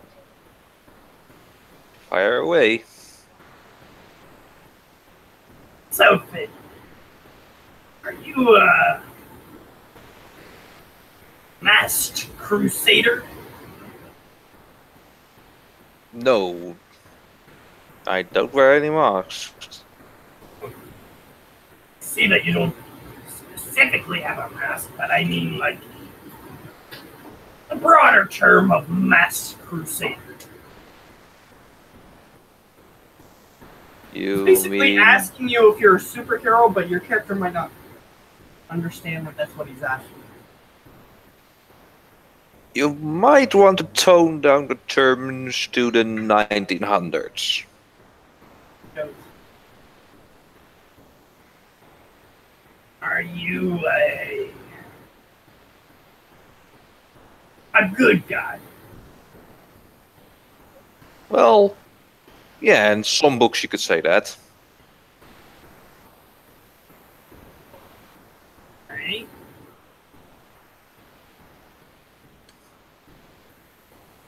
You tend to turn to the good than the bad.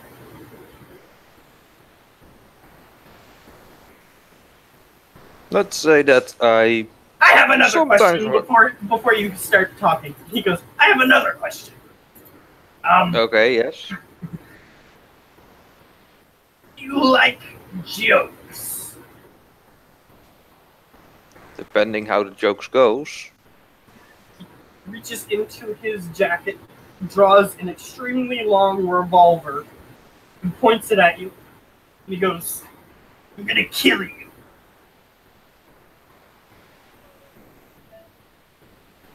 Can I see if there is like one of those fake guns that if you pull the trigger the flag comes out with bang on it? Okay. You can make an investigation check.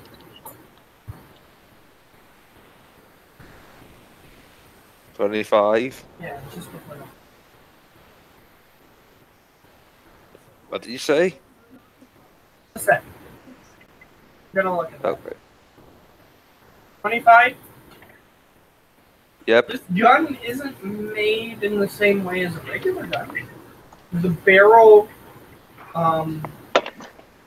seems like the hole where the bullet comes out is smaller than the actual total of the barrel itself.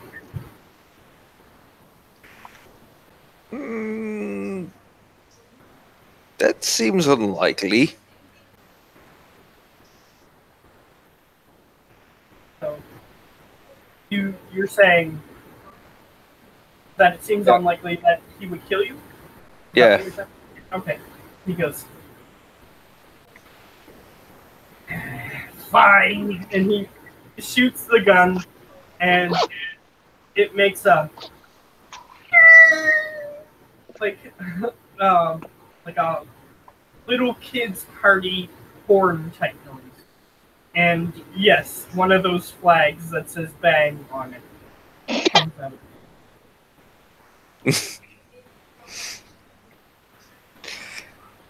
Yeah, kind of hard to do for a guy that uses those kind of revolvers. Well, not with such a long barrel.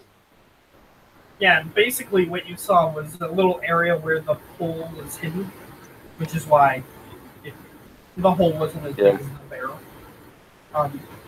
And he goes, normally I'd laugh at that, but usually they cower in fear. And then he puts the gun back in his coat. I mean, if you live in the 1900s, have an area where, well, robbers, thieves, you name it, do point guns that nearly everyone need to be the fastest on your draw to actually survive there. It kind of doesn't hurt you. Well, it doesn't scare you anymore that much. He goes, all right, I guess you're my kind of guy. And he starts describing the path back. So go down quite a ways. Then there's an open area. And once you get to that open area, there's a little path that leads off. There's a giant hole in the hallway where there's a platform down below, which is the part of the hallway that you're going to go through to get there. And then there's a platform above, which you would have to get up to somehow. Okay, well, that's quite a ways, so I guess we should. It would take you about 15 minutes to get there, and then 15 minutes to come back. Yeah, that would be quite a ways. Yeah, I guess we should wait until we can all move out again.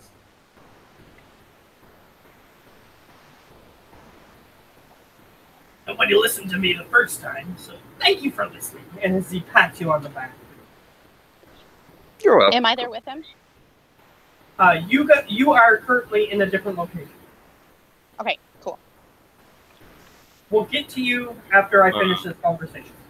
So I assume you're ready to play, but do you have your sheet open, Lonnie? Or I Yeah. am getting to it. Okay. I'm doing this all on my phone, so it's really slow. Yeah, Okay. Might not I can roll or open your sheet for you if you want. Cool, that'd be awesome. Yeah, I'll just You do might that. not need your sheet right away, though. But we'll see. Just offering. Yeah, that's fair. So I assume. Do you have any more questions you want to ask to him? No, not really. Okay. So then we're gonna move to her. We're gonna get her conversations out of the way. We're gonna let you choose 3 people who are on your list. I don't see a list. Your list, the one you made. Oh shoot, that's right. I forgot about that. Let me pull that up. I can resend it in the Facebook chat. Anyways, All right. there you How go. about Dr. Ehole, Sure. So, Devouring, and Cartman, and then you go from there. okay. Sure. The others are there. It's just that for the sake of expediency, we want to do 3, and then we're gonna move on. So, Dr. Evil. Oh, great. So, Lasagna Cat, if you will, sort of is hanging around. So he's there.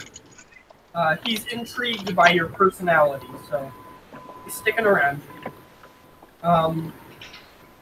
And you're seeing other people going down the hallway.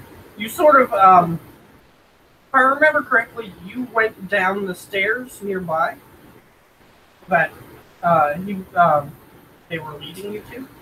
So as you're going down the stairs, you see a guy who is currently sitting on a floating chair, apparently. And it's silver in color. What are you doing? Okay, you're immediately going to talk to him. But before I get to that, and he's just sort of got a silver suit on, and he's got a cat on the chair that he's currently petting. And he's just sort of floating down the stairs in his floating chair. And the chair sort of turns towards you, but continues floating down as if he's walking. And he goes, I'm just trying to get down these stairs. Can I approach him? Yes, you can walk beside him. His chair is moving. Okay, I'm gonna go up to his chair and tap it. What's this? What's it doing? This is my chair. And he has a little grin on his face. I want to sit on your chair, please. He goes, fine, I'll do a little walking. As he gets up from the chair, and he holds his cat in his hands. Yeah, we're friends now. So, do you sit in the chair? Absolutely, I hug him too. Okay. He just looks perturbed as soon as you hug him. However, he lets you sit in the chair. And then as soon as you sit in the chair, he puts his cat on you. It's a very, very angry looking cat. But you have a feeling that that's just what its face looks like. You do know what kind of cat he has, right? The Sphinx. Yeah, Mr. Bigglesworth. Yeah, that is you should know that if you know him. Yeah. What's your Okay. kitty's name? He looks stupid. His cat does look stupid. He goes, Mr. Big, or I like that name. he nods. I like it too. That's why I picked it. And he has a big grin on his face. Oh, Matt. Oh, Matt. As if, like, his evil plan just came to fruition. Just like, to himself. Mr. Doctor, evil person, man, good guy. Can I eat him? I'm hungry.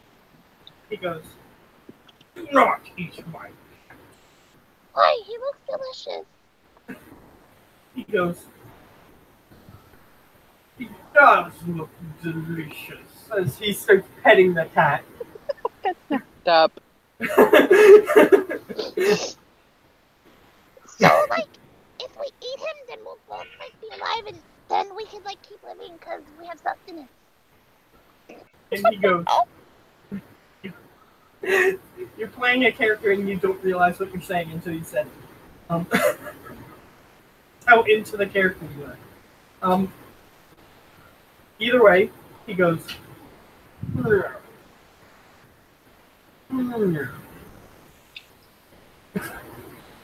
I love my cat too much. As he just starts going like this to the cat. How much do you love your cat enough to like let him stop suffering? We'll find him some cat. Well, because like if we eat him while he's alive, he'll be suffering. So we should not have that happen.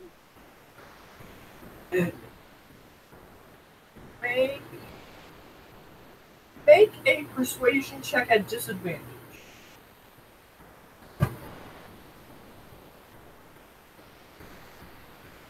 I'm Eat laughing his my cat ass to over watch here. the crits.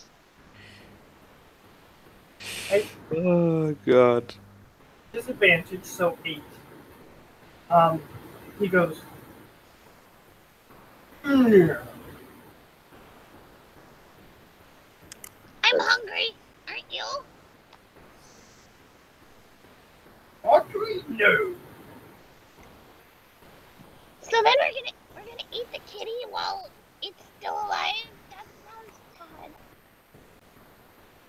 He just pets the cat and says, get out of my chair. That's my chair now. It's not your chair. He then picks up his cat and he goes, alright, just stay away from my cat. He says, pet Stay away from my chair. and just pet it. Oh. Oh god, if only the trumpet in the background could play and then that pinky. Oh god. Either Okay, way, I think she's done with Dr. Evil. yeah, he's done with her. Or Because the that way too. if he would have succeeded, he would have considered eating the cat. Oh my Just god, because what a he's horrible evil. human being. Just because he's evil. And he enjoys evil things. But he loves his cat too much, which is why it was a disadvantage. Mr. Bigglesworth. I just got to say that is hilarious, and I would totally condone that behavior. So now he just continues walking faster, so that way he doesn't have to deal with you. Bye! My chair now. Alright. So, I'm gonna go with Cartman next. And oddly enough, he looks... It's gonna be quite horrifying what I'm gonna describe. So, he doesn't look any different from what he looks like in the show. However, he has realistic skin and clothing. So, like, he has realistic flesh, like eyes and skin and everything. However, he's got that weird shape like they would on the show. He doesn't look like a person. Does his mouth still open when he talks? Yeah, just goes basically. But it says words. What the hell did I just hear? It sounded like trimmer or something. Or I heard some buzzing. You guys? Yeah, that's my phone. Oh. But anyway, yeah, that's what he looks like. He looks like he does on the show, except he's realistic looking. So you're floating down the stairs in the chair as you see this weird looking creature, I'll say. That's how your character perceives it at first. And it's just sort of, and it waddles like this when it walks, like from side to side. Because he's so fat. So you approach him, like you're floating down the stairs faster than he can walk. Hey, buddy, what's going on? He sort of just turns towards you, and he's like not flat. He's round. He's very rotund, if you get my meaning. And he just sort of looks over at you, and he goes, "Ew! Why are you so short?" Why are you so ugly? He goes, "Fair point. Fair point." Those are that big? He looks down and he goes, "Yeah!" Why does your mouth open up so fat? I don't know. I was just born that way. Yeah? Just tore your mom a new one. I bet I did. I don't remember it. Of course, I remember you were a baby. I was a baby when I was born, duh. I was born naked. He goes, "Ew! Too much information." Ew, too much of your ugly voice, sir. He turns around and slightly pulls down his pants, and a puff of green goes towards you. Oh, that's horribly weird. Oh God, why? Why? Why? Why would you do that? Why? He goes, "'Cause you made fun of my mom." Well, I have a friend who makes fun of everybody. He goes, "That person sounds really cool." Yeah, his name's Scott Tenorman. He's gonna eat you. He goes, "I don't want to be eaten." Scott Tenorman's gonna kill you. He just wide eyes at you, and he goes, "Why? What did I do to him? You Did I did fart on his everything. face?"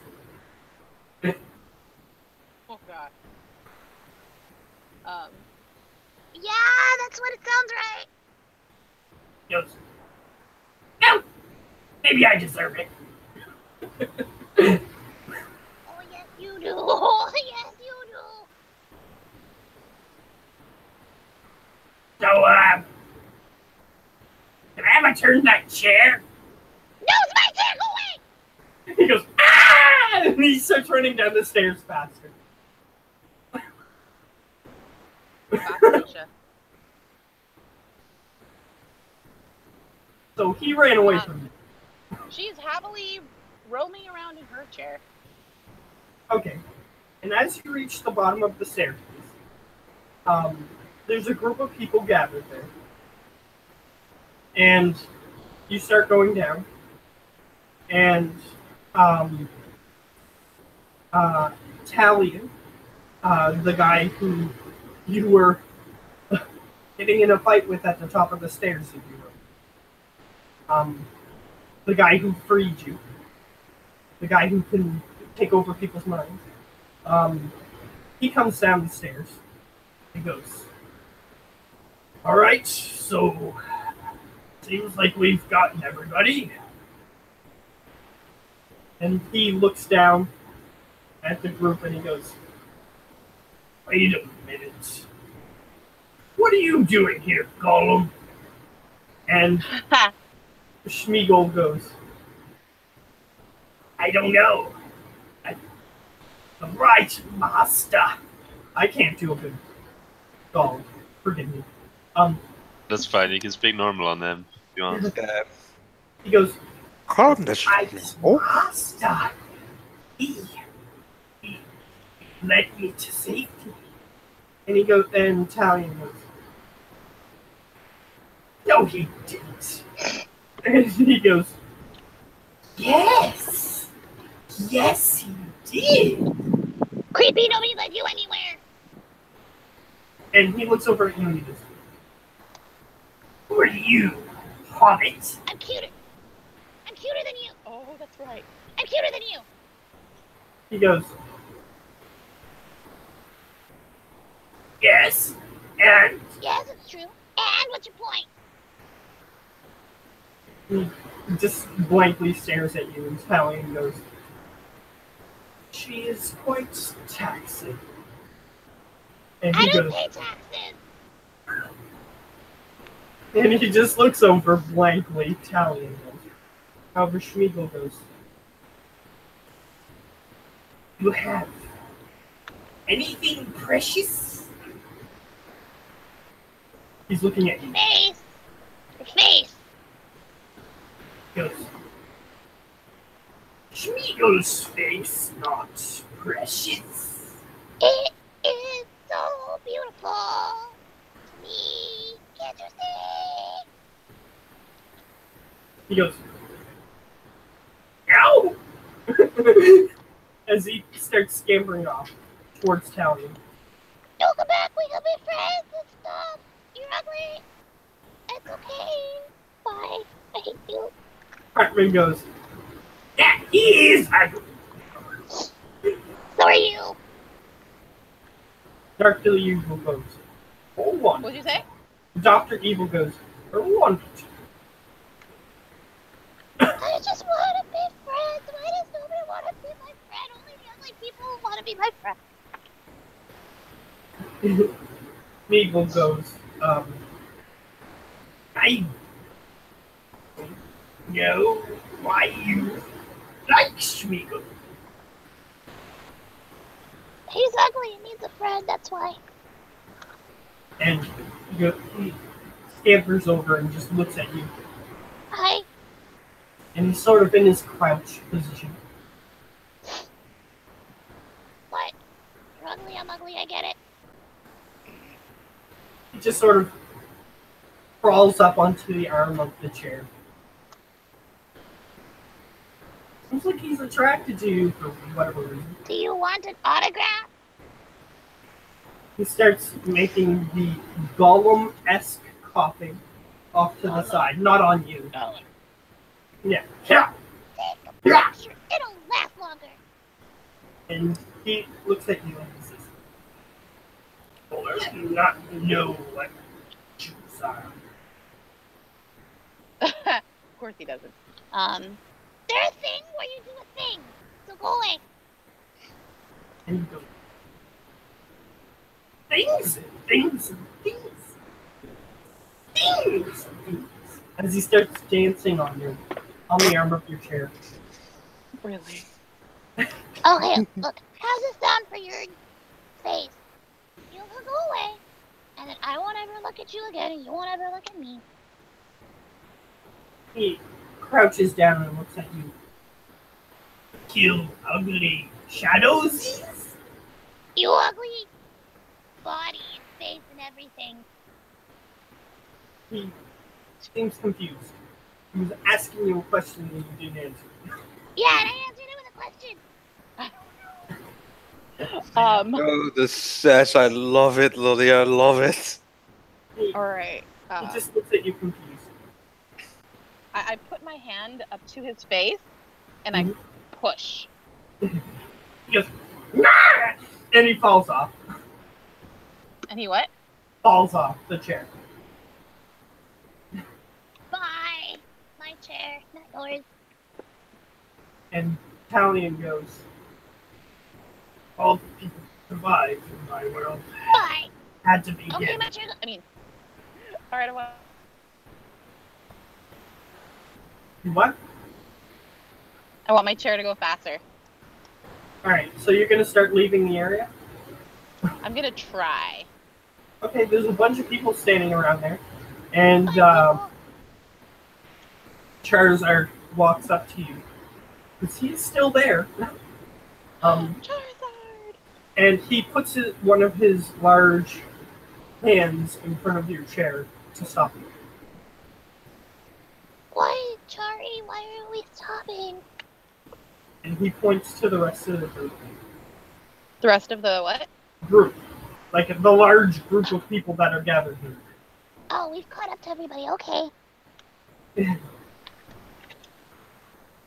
And You're then smart. That's why you're in charge. Lasagna Cat actually jumps up onto your chair and starts trying to snuggle into you. And he I says, hate Mondays too. he goes, "Oh, well, I thought you were a Monday person." I'm not a Monday person. As he snuggles into you. I missed you too. Lasagna Cat. He goes, "Oh, my name is Starfy." It's scary, huh? Mondays are scary. He nods. As he sort of does that cat thing to straighten his fur. And then he sits on you. That's so cute. And as he looks up at you, and then he says, Hi, Cat. he goes, "That guy wants to set up a plan." What kind of plan? I don't know, that's why I'm trying to listen to him. Oh, okay. I'll stop talking. We can hear it. And you hear Tally in mid-speech, and he goes, "We shall take back this world and see if our world still exists." And the other people seem to be listening. And he goes, "But first, we must meet up with the other group." And everybody seems to be listening. And he goes, "But for now, suppose we will have to rest." And you guys start resting. If you want to interact with any of those three characters during the We're rest, all gonna die. You got a short rest, so he's saying that you'll need it. I don't have any spells, so we're. Yeah, I think it's time for rest. It's now. It's 86 back. Don't Right, worry, I have so- 2 first level slots. Fine. take a short rest. And during this short rest, you can interact with some of the characters if you want. All right. How about Dr. Evil? Alright. He still looks, he side-eyes you with one eyebrow raised. And he just looks at you not happily because you stole his chair. I didn't steal his chair. I procured it. Either way, he just sort of looks at you. Duck, Perturbed. Duck, whatever your name is. Monsignor Transparent. He goes, "Something else was wrong. How did you know my name?" Cause you look evil and you look like a doctor. He goes, "Yes." As he has a big grin on his face. It's not hard. Like the Batman? He's a bat and a man. It's not hard. He goes, "You're right." Yeah, I know I'm right. And he's petting his cat. Can I pet your cat, sir? "You already have a cat, and you stole my chair. I didn't steal your chair. You gave it to me. I let you sit in it." You let me nothing. You let me have it. He goes, "You still be angry at you if you return." I heard part of what you said. He goes, "I'll still be angry at you until you return." nothing. It's my chair. Then I was to be angry. Well, then be angry. You are the only one who lives in your anger, not me. He just looks at you. And then he keeps petting his cat. Ooh, major burn from the halfling. Garfield says to you, pet me. That way you can look and make him jealous or something. Your mom's a fatty. Did that work? Are you saying that to Dr. Evil? Yeah, I'm saying that to Dr. Evil. He goes, my mother was fat. Yes. So?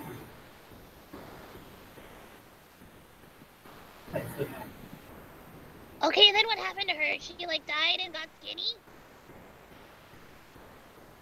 Yes. Jesus Christ. Oh man, I wish I had a rebuttal. It's just Fine. That's a good way to lose weight. I'm gonna be over here with my cat now. Bye. as the chair floats away. Seems Yes. as though it is working on brain waves or something. I'm not sure, but as soon as you thought to move away, it moves away. Yeah, this is like some Wally stuff. Anything else you want to do? Does the screen do Wally things? The what? Did you ever see the movie Wally? Yes. Yeah, those people. Yeah, those people are fat. Yeah, does the screen do that? Where like I get a screen and it does stuff like that?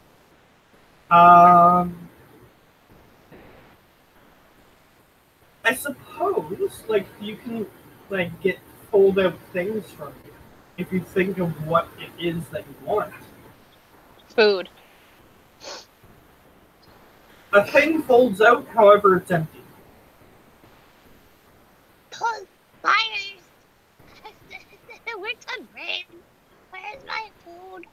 Like, one of the handles, like, you hear an audible flipping noise, as if something moved, and you look over and something changed on the armrest. However, there's nothing there. Give me food. It flips again, and then again, but there's nothing there. Doctor, I need to know stuff. He goes, my chair. Why should I tell you how it works? Because it's my chair. Then figure it out. You gave me the gift of chair, and I want the gift of chair. You have the gift of chair. Are you not sitting? I hate you so much, chair. I'm thinking stuff mean to him. Do it. You see a little thing fold out, and it has a little robotic hand. However, it doesn't have anything in it. You have a feeling that these things are supposed to have things, but they don't. Alright, chair. I'm thinking other evil things. Make them happen. You see another little mechanical arm come out, but it has nothing attached to it. I think I died. Or perhaps they removed all his weapons.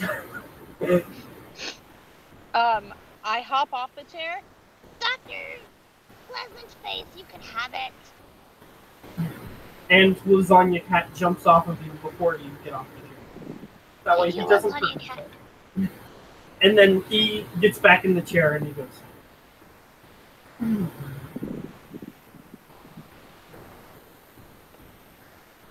and he So, just sits there. Are you a doctor or are you a nurse practitioner? He goes, but I do have a doctorate. As he puts his finger next to his mouth.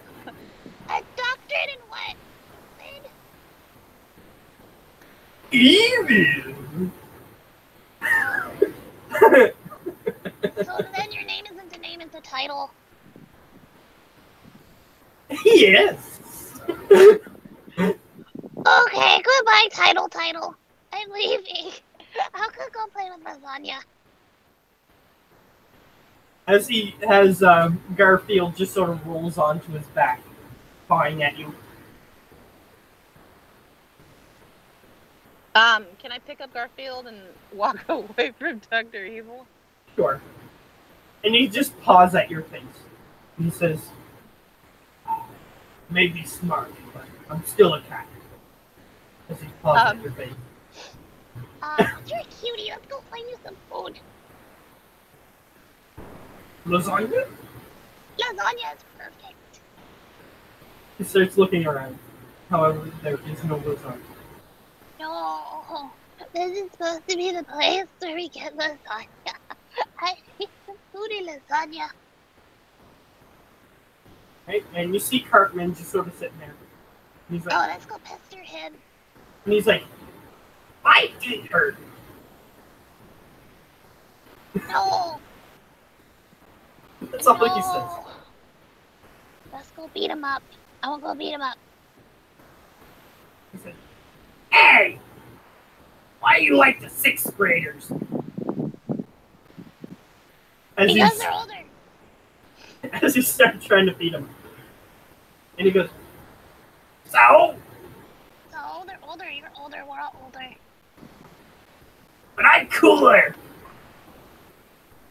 No, you're fatter, which means you're fatter. I am fatter, but I'm still cooler. Okay, so then what do you want? Like, you want me to fan you? He goes, yes! Yes!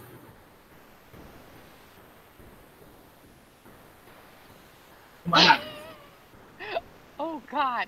Okay, I'll go fan you. Fan you with my hand here.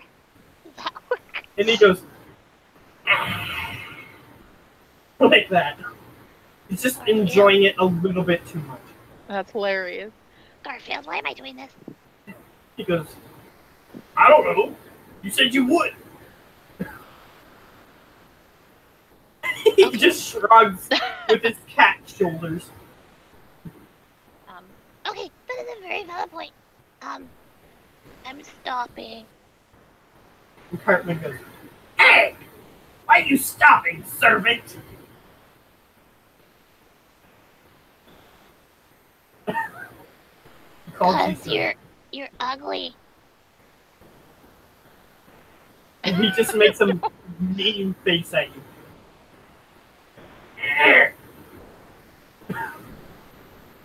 Oh God, I don't even know what to say.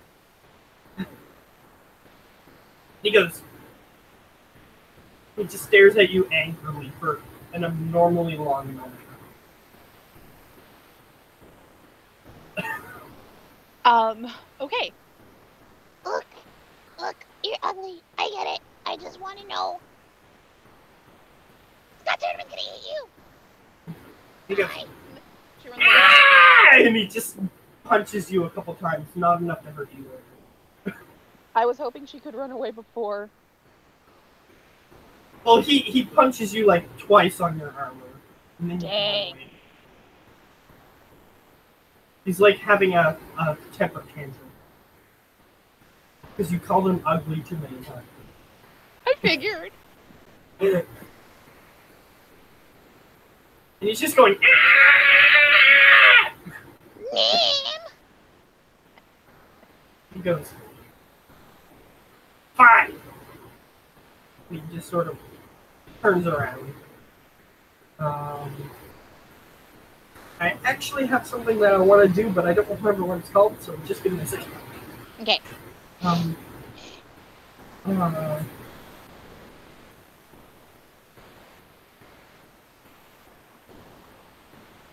There it is. And he looks down at his hand, and he says, you were always my only friend. And Who you says see this? He says it. And then you look down at his hand, and for some reason his hand has a face on it. And he goes, I will always be your friend. Except he's moving the hand. Oh God. Go My, get Taco. And the hand turns around to look at you. He doesn't. And he goes, You ate a taco! Your name is Jennifer Lopez. No, my name is Mitch! Oh, you guys look the same. And he goes, he stops for a second. And then he goes, that's a compliment. Taco, taco, burrito, burrito, taco, taco. Ah! And he just stares at you. And then he turns back around. And the hand is still facing to look at you. God. My cheek muscles, damn, Lolly. You're pulling them. It's a gift. Apparently, he wasn't the only person to survive in his universe. Apparently, someone else did. Hilarious. All right. Yeah, I ran away. Your mom's Jennifer Lopez. He goes, Jennifer Lopez. Jennifer Lopez! The hand says. Yes, that's exactly what I was going to say. As they just stand there and let you run away at this point. Oh, good. All right, I think my character's done. She's just All right. gonna go around causing shenanigans. Alright, so that happens. Both teams get God. long rests. Oh, And they're going to long meet up rest. Don't you Okay. mean short? short. So, Yeah, sure. And the two groups start moving towards each other. And as that happens, you guys meet halfway down this like sloping platform. Sort of like you're on the edge of a cliff, except there's like a sloping platform that goes up. And you guys meet about halfway there. So, as soon as we meet halfway, Fragleg informs everyone where the armory is. Alright? Hellion goes, might be good to get us some weapons. Let's head that way. So, Oh, yeah. yeah. And you guys start heading in that direction. Yeah, I'll just say it's good to see Talion again and Lily Yeah. again. Then I'll Yeah. keep moving. Lily, are you She's- trying anything? Lily is running, like bounding over, grabbing onto his leg. I missed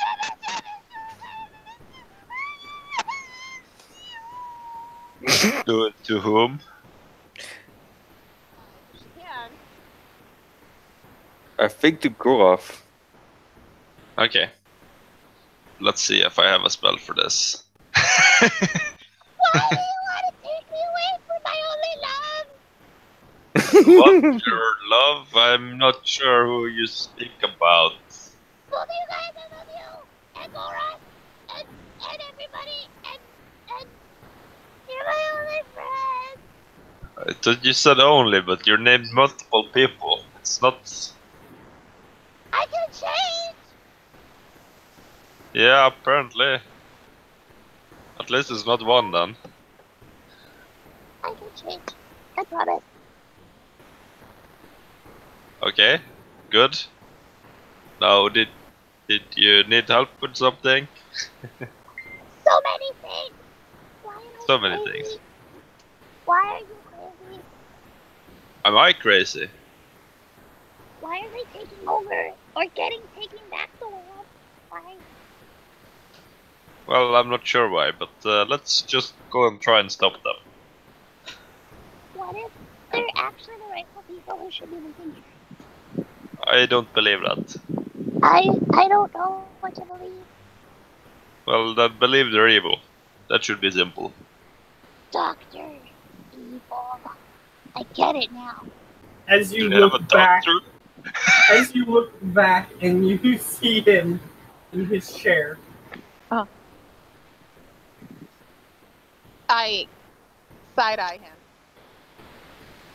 He notices that you're looking at him, and then as soon as he notices, like he was just looking forward, and then as soon as he notices, he just goes, I stick my tongue out at him. And then he goes. So stupid. And Goroth, you notice that happen.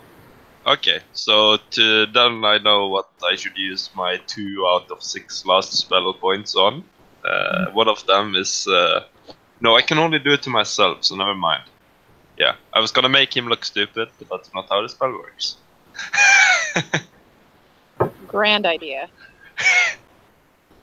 Yeah, so none of that happened, and I guess we'll keep moving to the armory unless you have anything. Negative. All right, and just so Lonnie is aware for the situation, we have Mr. Tort has been interacted with, Jack Sparrow has been interacted with on their team. Okay. I Joker. put a list on the Devouring Other worlds. Yeah, he has a list there, but just so that way you're aware. Joker, Mr. Tort, Jack Sparrow, and Big B from The Wolf Among Us. He's the big bad wolf from that game. Main character. And the other characters were... Spider-Man and the Trolls. Yes. Spider-Man is there. Wait, the trolls, like, actual, like... No, World of Warcraft. Oh, you guys are nice.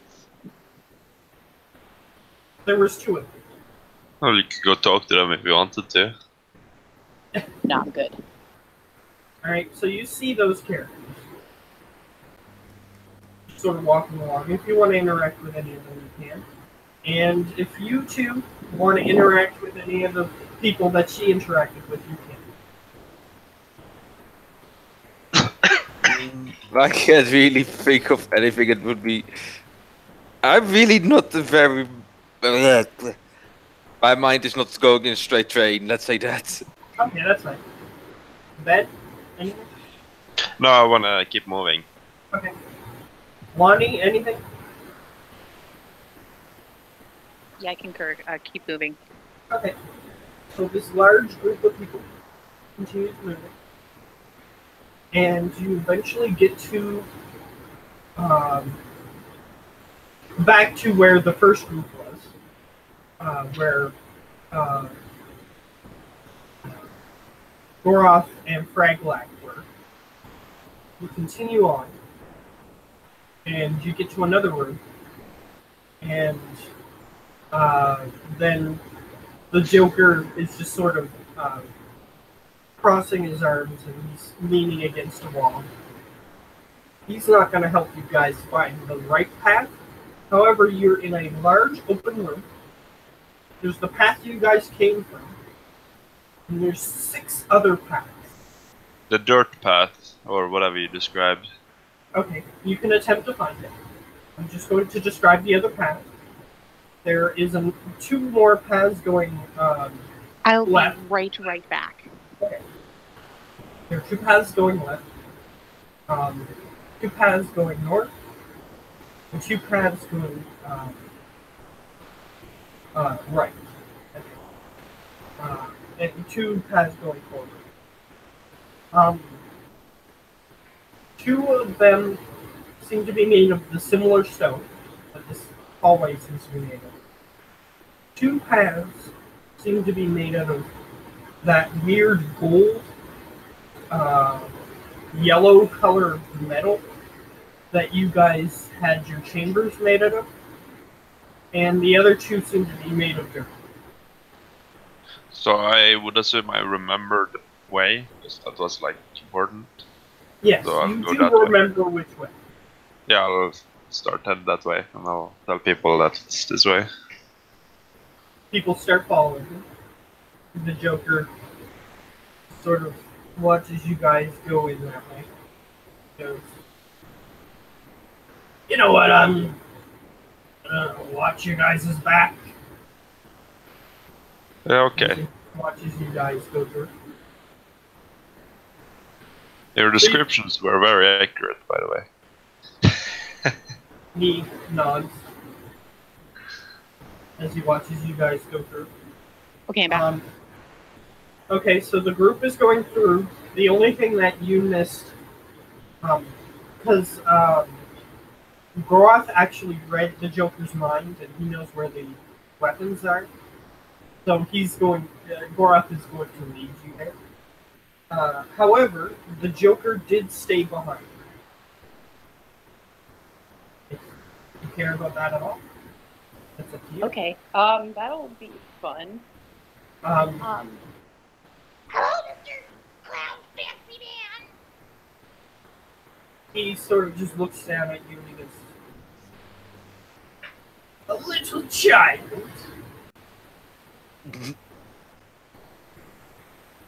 He has no ID. So he just says that. Thing. Uh-huh. Yeah. Alright, how about... Your mom's a little child. She's old and childlike. Goes, "I don't remember my mother." And he just sort of stares off into space. Oh, man. Wait, hold on. Yeah, she doesn't remember you too. She threw you away like trash. Oh God, Lily. He goes, "I don't care you're a child." He draws his knife and he starts walking towards Oh fuck. you. What do you do, Lily? Goran, hell. I got stupid. God. We're off. She calls Well, out to you. How much And did I you catch of notice- that conversation? Nothing. You notice, you didn't notice the rest of the conversation. However, you do notice that the Joker has a knife out and is walking towards Lily, threatening. Go save me. I did stupid.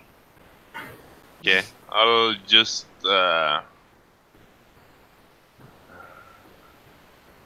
what should I do? You Yeah, can banish him. I'll just tell him that if you go around attacking people now, you'll get nowhere. He sort of just stops and looks at you. "She's insulting my mother," as he's pointing with You're the an knife. insult to your mother. And he starts going after her again after she does that. And I go after Lily. You have to insult his mother. No, he insulted his mother. He walks up to you and he's going to try to grapple you and hold the knife to you. So, let's see if that succeeds. Okay, dodge action. No, you just have to make acrobatics or athletics. Okay. He is. You're not in a sheet. I can do it for you then. Okay, thank you. Doing it on my phone is not awesome. I'm assuming you want to do athletics. Whichever one's higher, Yes, she would you're roll. correct. It's 16, So it's a so it's a roll. contested roll, so we get to roll again. I got a 10 this time. Just You him. got a 15. So she manages to resist as he tries to grab onto your shoulder and shove the knife near your throat. Yeah, try. And- You need to do it. You just sort of use your shield. Oh wait, you don't have your shield. So you use your hand to just swat away his hand, and he goes, "Arrgh, stupid child!" Stupid. And he's still got the knife in his hand, but he notices that you're a little bit more capable than he thought. Yeah, not like So- you. Your mom threw you away. I'll just ask them both if they can calm down and focus on the task. We don't need. I am calm. He's a crazy person. Yeah, He well, goes- you're making him crazy. He goes, Oh, that makes sense. "I'll admit to being crazy. She's doing things that are uncalled for." I admit nothing. And he starts threatening with the knife again. No! Don't go save me! And he realizes that other people are watching at this point. More people than just Gorak. And he goes, he realizes that he's at a disadvantage and he goes, just leave. And he pushes you to continue with him as he just stands by the Bye, hall. creepy! Okay, I'll take Creep. Yeah, you will. You're nice. I'm creepy. He'll just stay silent for now. Yeah. Really hard for the Joker to bite his lip, but he is attempting to very hard. You tried hard and you failed a little bit. Yeah, stop it now, Lily, please. You don't want to... Unless you wanna get stabbed by him. I'd like to not get stabbed by him. That sounds like a metaphor for something else, though. Okay, but just try to not speak for a little while. That's like not breathing. That's not how I function.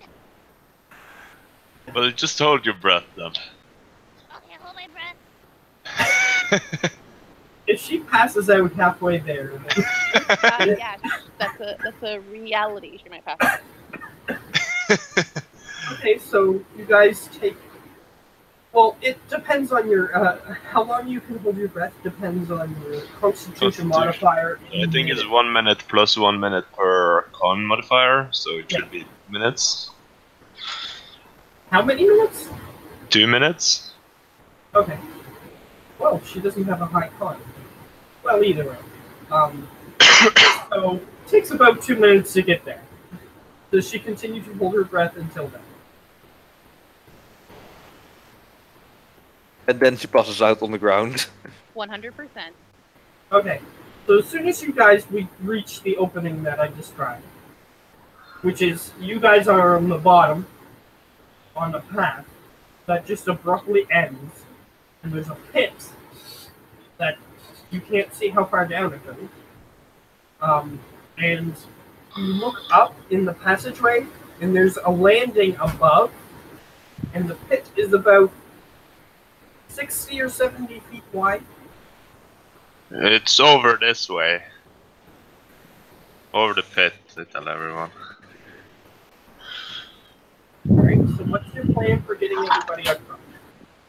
If you don't come up with something relatively quickly, there are a few people who have abilities who can help, and they will suggest their abilities. However, until then, what's the plan?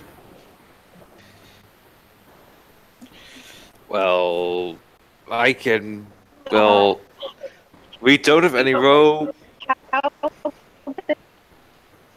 You lagged a lot there. Oh. Oh, sorry. I'm in a building. How big is the pit? 60 or 70 feet across. However, it's like 30 or 40 feet up from where you are. I'm out of my seat.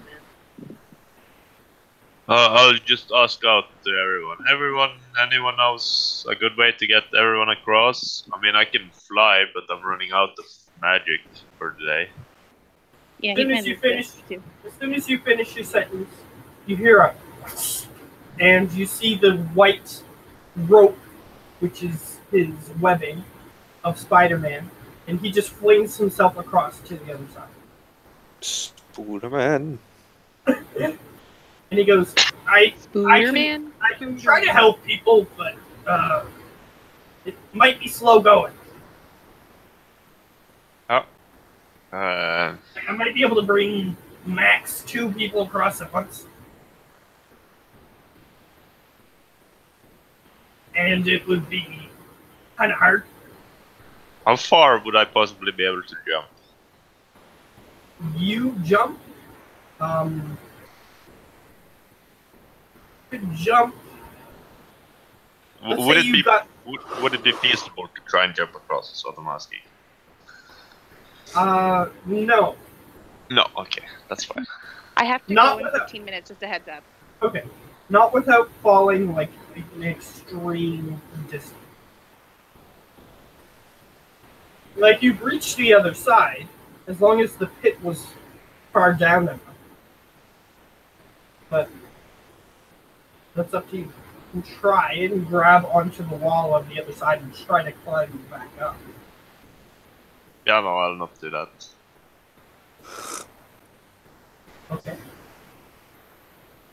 There's another person who's going to volunteer if nobody else has enough. Well, yeah, I don't really know. I'm the smart, safe one. Wait, I might have an ID. Okay. Since seeing, well, the floating chair of Dr. Evil Luke goes, I assume that you perhaps can carry people across with your chair? He goes, sure, if you want to fall in that hole and possibly crash. Floats and flies, you're stupid. And the doctor. He actually nods in agreement with her and he says, yes, it does float, it does not fly. So it can't float across the hole, I guess, then. He's basically saying that the distance from the ground to the chair, that's as high as it can go from the ground. Which is about like this far. If he were to try to go across the hole, it would fall until it reached that height at the bottom of the hole. Ouch. Yeah. So it would be a crash landing, basically. Well, it would be more like fall, all of a sudden stop, and your body would just, well, collapse into itself. Depending on how far the hole goes down, yeah. Any other ideas? Did Spider-Man. Luffy come around So yet? not.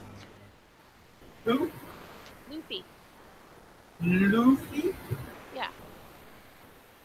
He hasn't made his presence known yet. Oh, okay, damn, then never mind that suggestion. Just go on with this. Sure.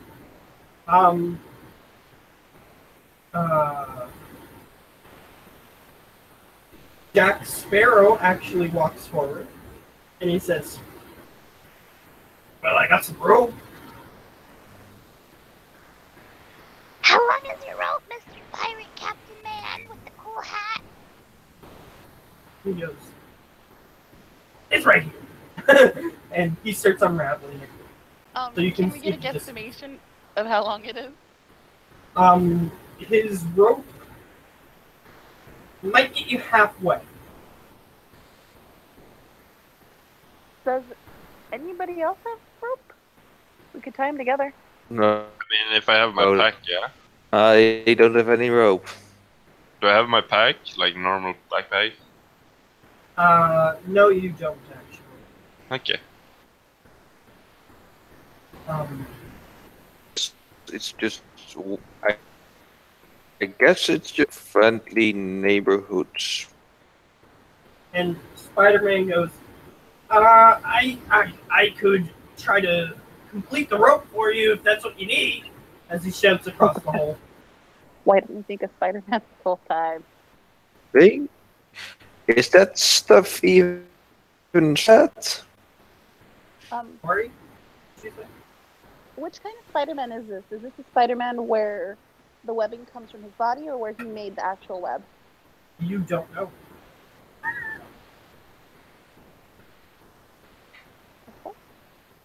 Mr. Spider Guy! Hey, look at me, guy in red with weird colors. How do you make your webbing go swoosh, swoosh? He goes, and he lifts up his glove, and you see a mechanism underneath his glove. Even though he's quite far away, he makes it obvious that it's a machine underneath his suit. That's really smart, mister. He goes, well, yeah, it's actually probably stronger than the rope.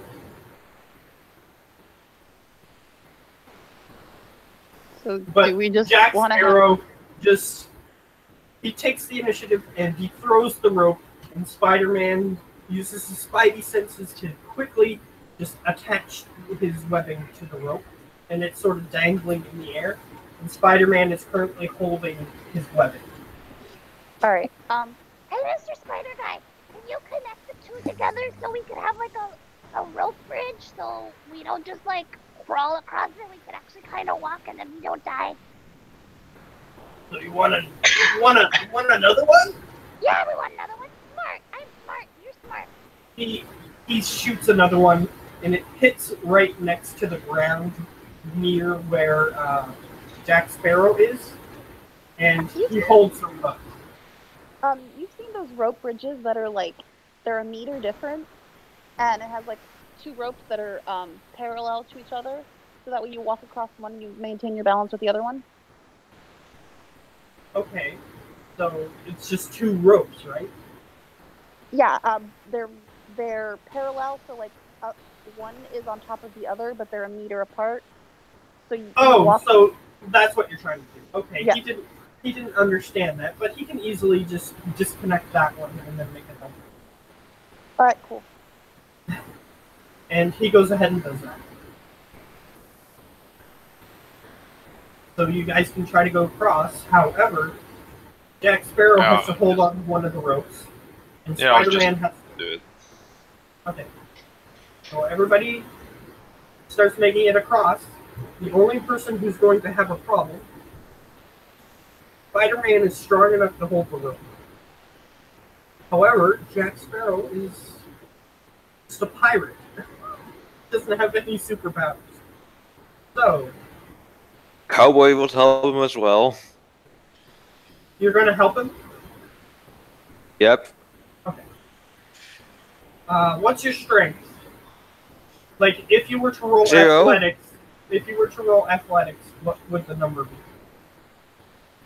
The modifier. 0. Okay. So basically, he's going to do it because he is a bit stronger than you are.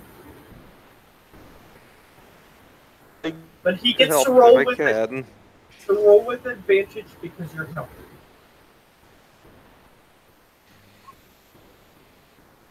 So he manages to hold on. About a fourth of the people get across. He holds on again. He holds on again. And the last group of people, he holds on again. So that advantage really helped there. If he didn't have advantage, he would have failed on the second one. So he did help it. He managed to succeed in holding the rope. And everybody gets across. It's fine.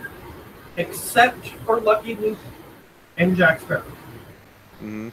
Okay, I'll ask if one of them can go across, and I can, because it's 60 feet wider, right? It's 70 feet from one side of the chasm to the other. Okay. But it's like 40 feet up is the problem. Oh, if it was the other way around, I had a crazy idea. But now the idea is like, nope, not gonna do that, we would be dead. Okay, if I were to cast fly on myself, would I be able to pick one of them up? You could, but you would need to roll strength checks as you go along the hole. Huh. See if you can hold on. Because it's you using your strength to hold them up, basically. Okay. So yeah, what do you want to do? Look, I can fly over, but... You know what my stuff looks like. I'm very sorry, right. guys. I gotta go. Can we do a pickup game on Monday? Sure. Okay. If everybody else can show up. I'm free all day. All right. All right, guys. So we'll pick it up then. Hopefully Monday. Bye. All right. Yeah.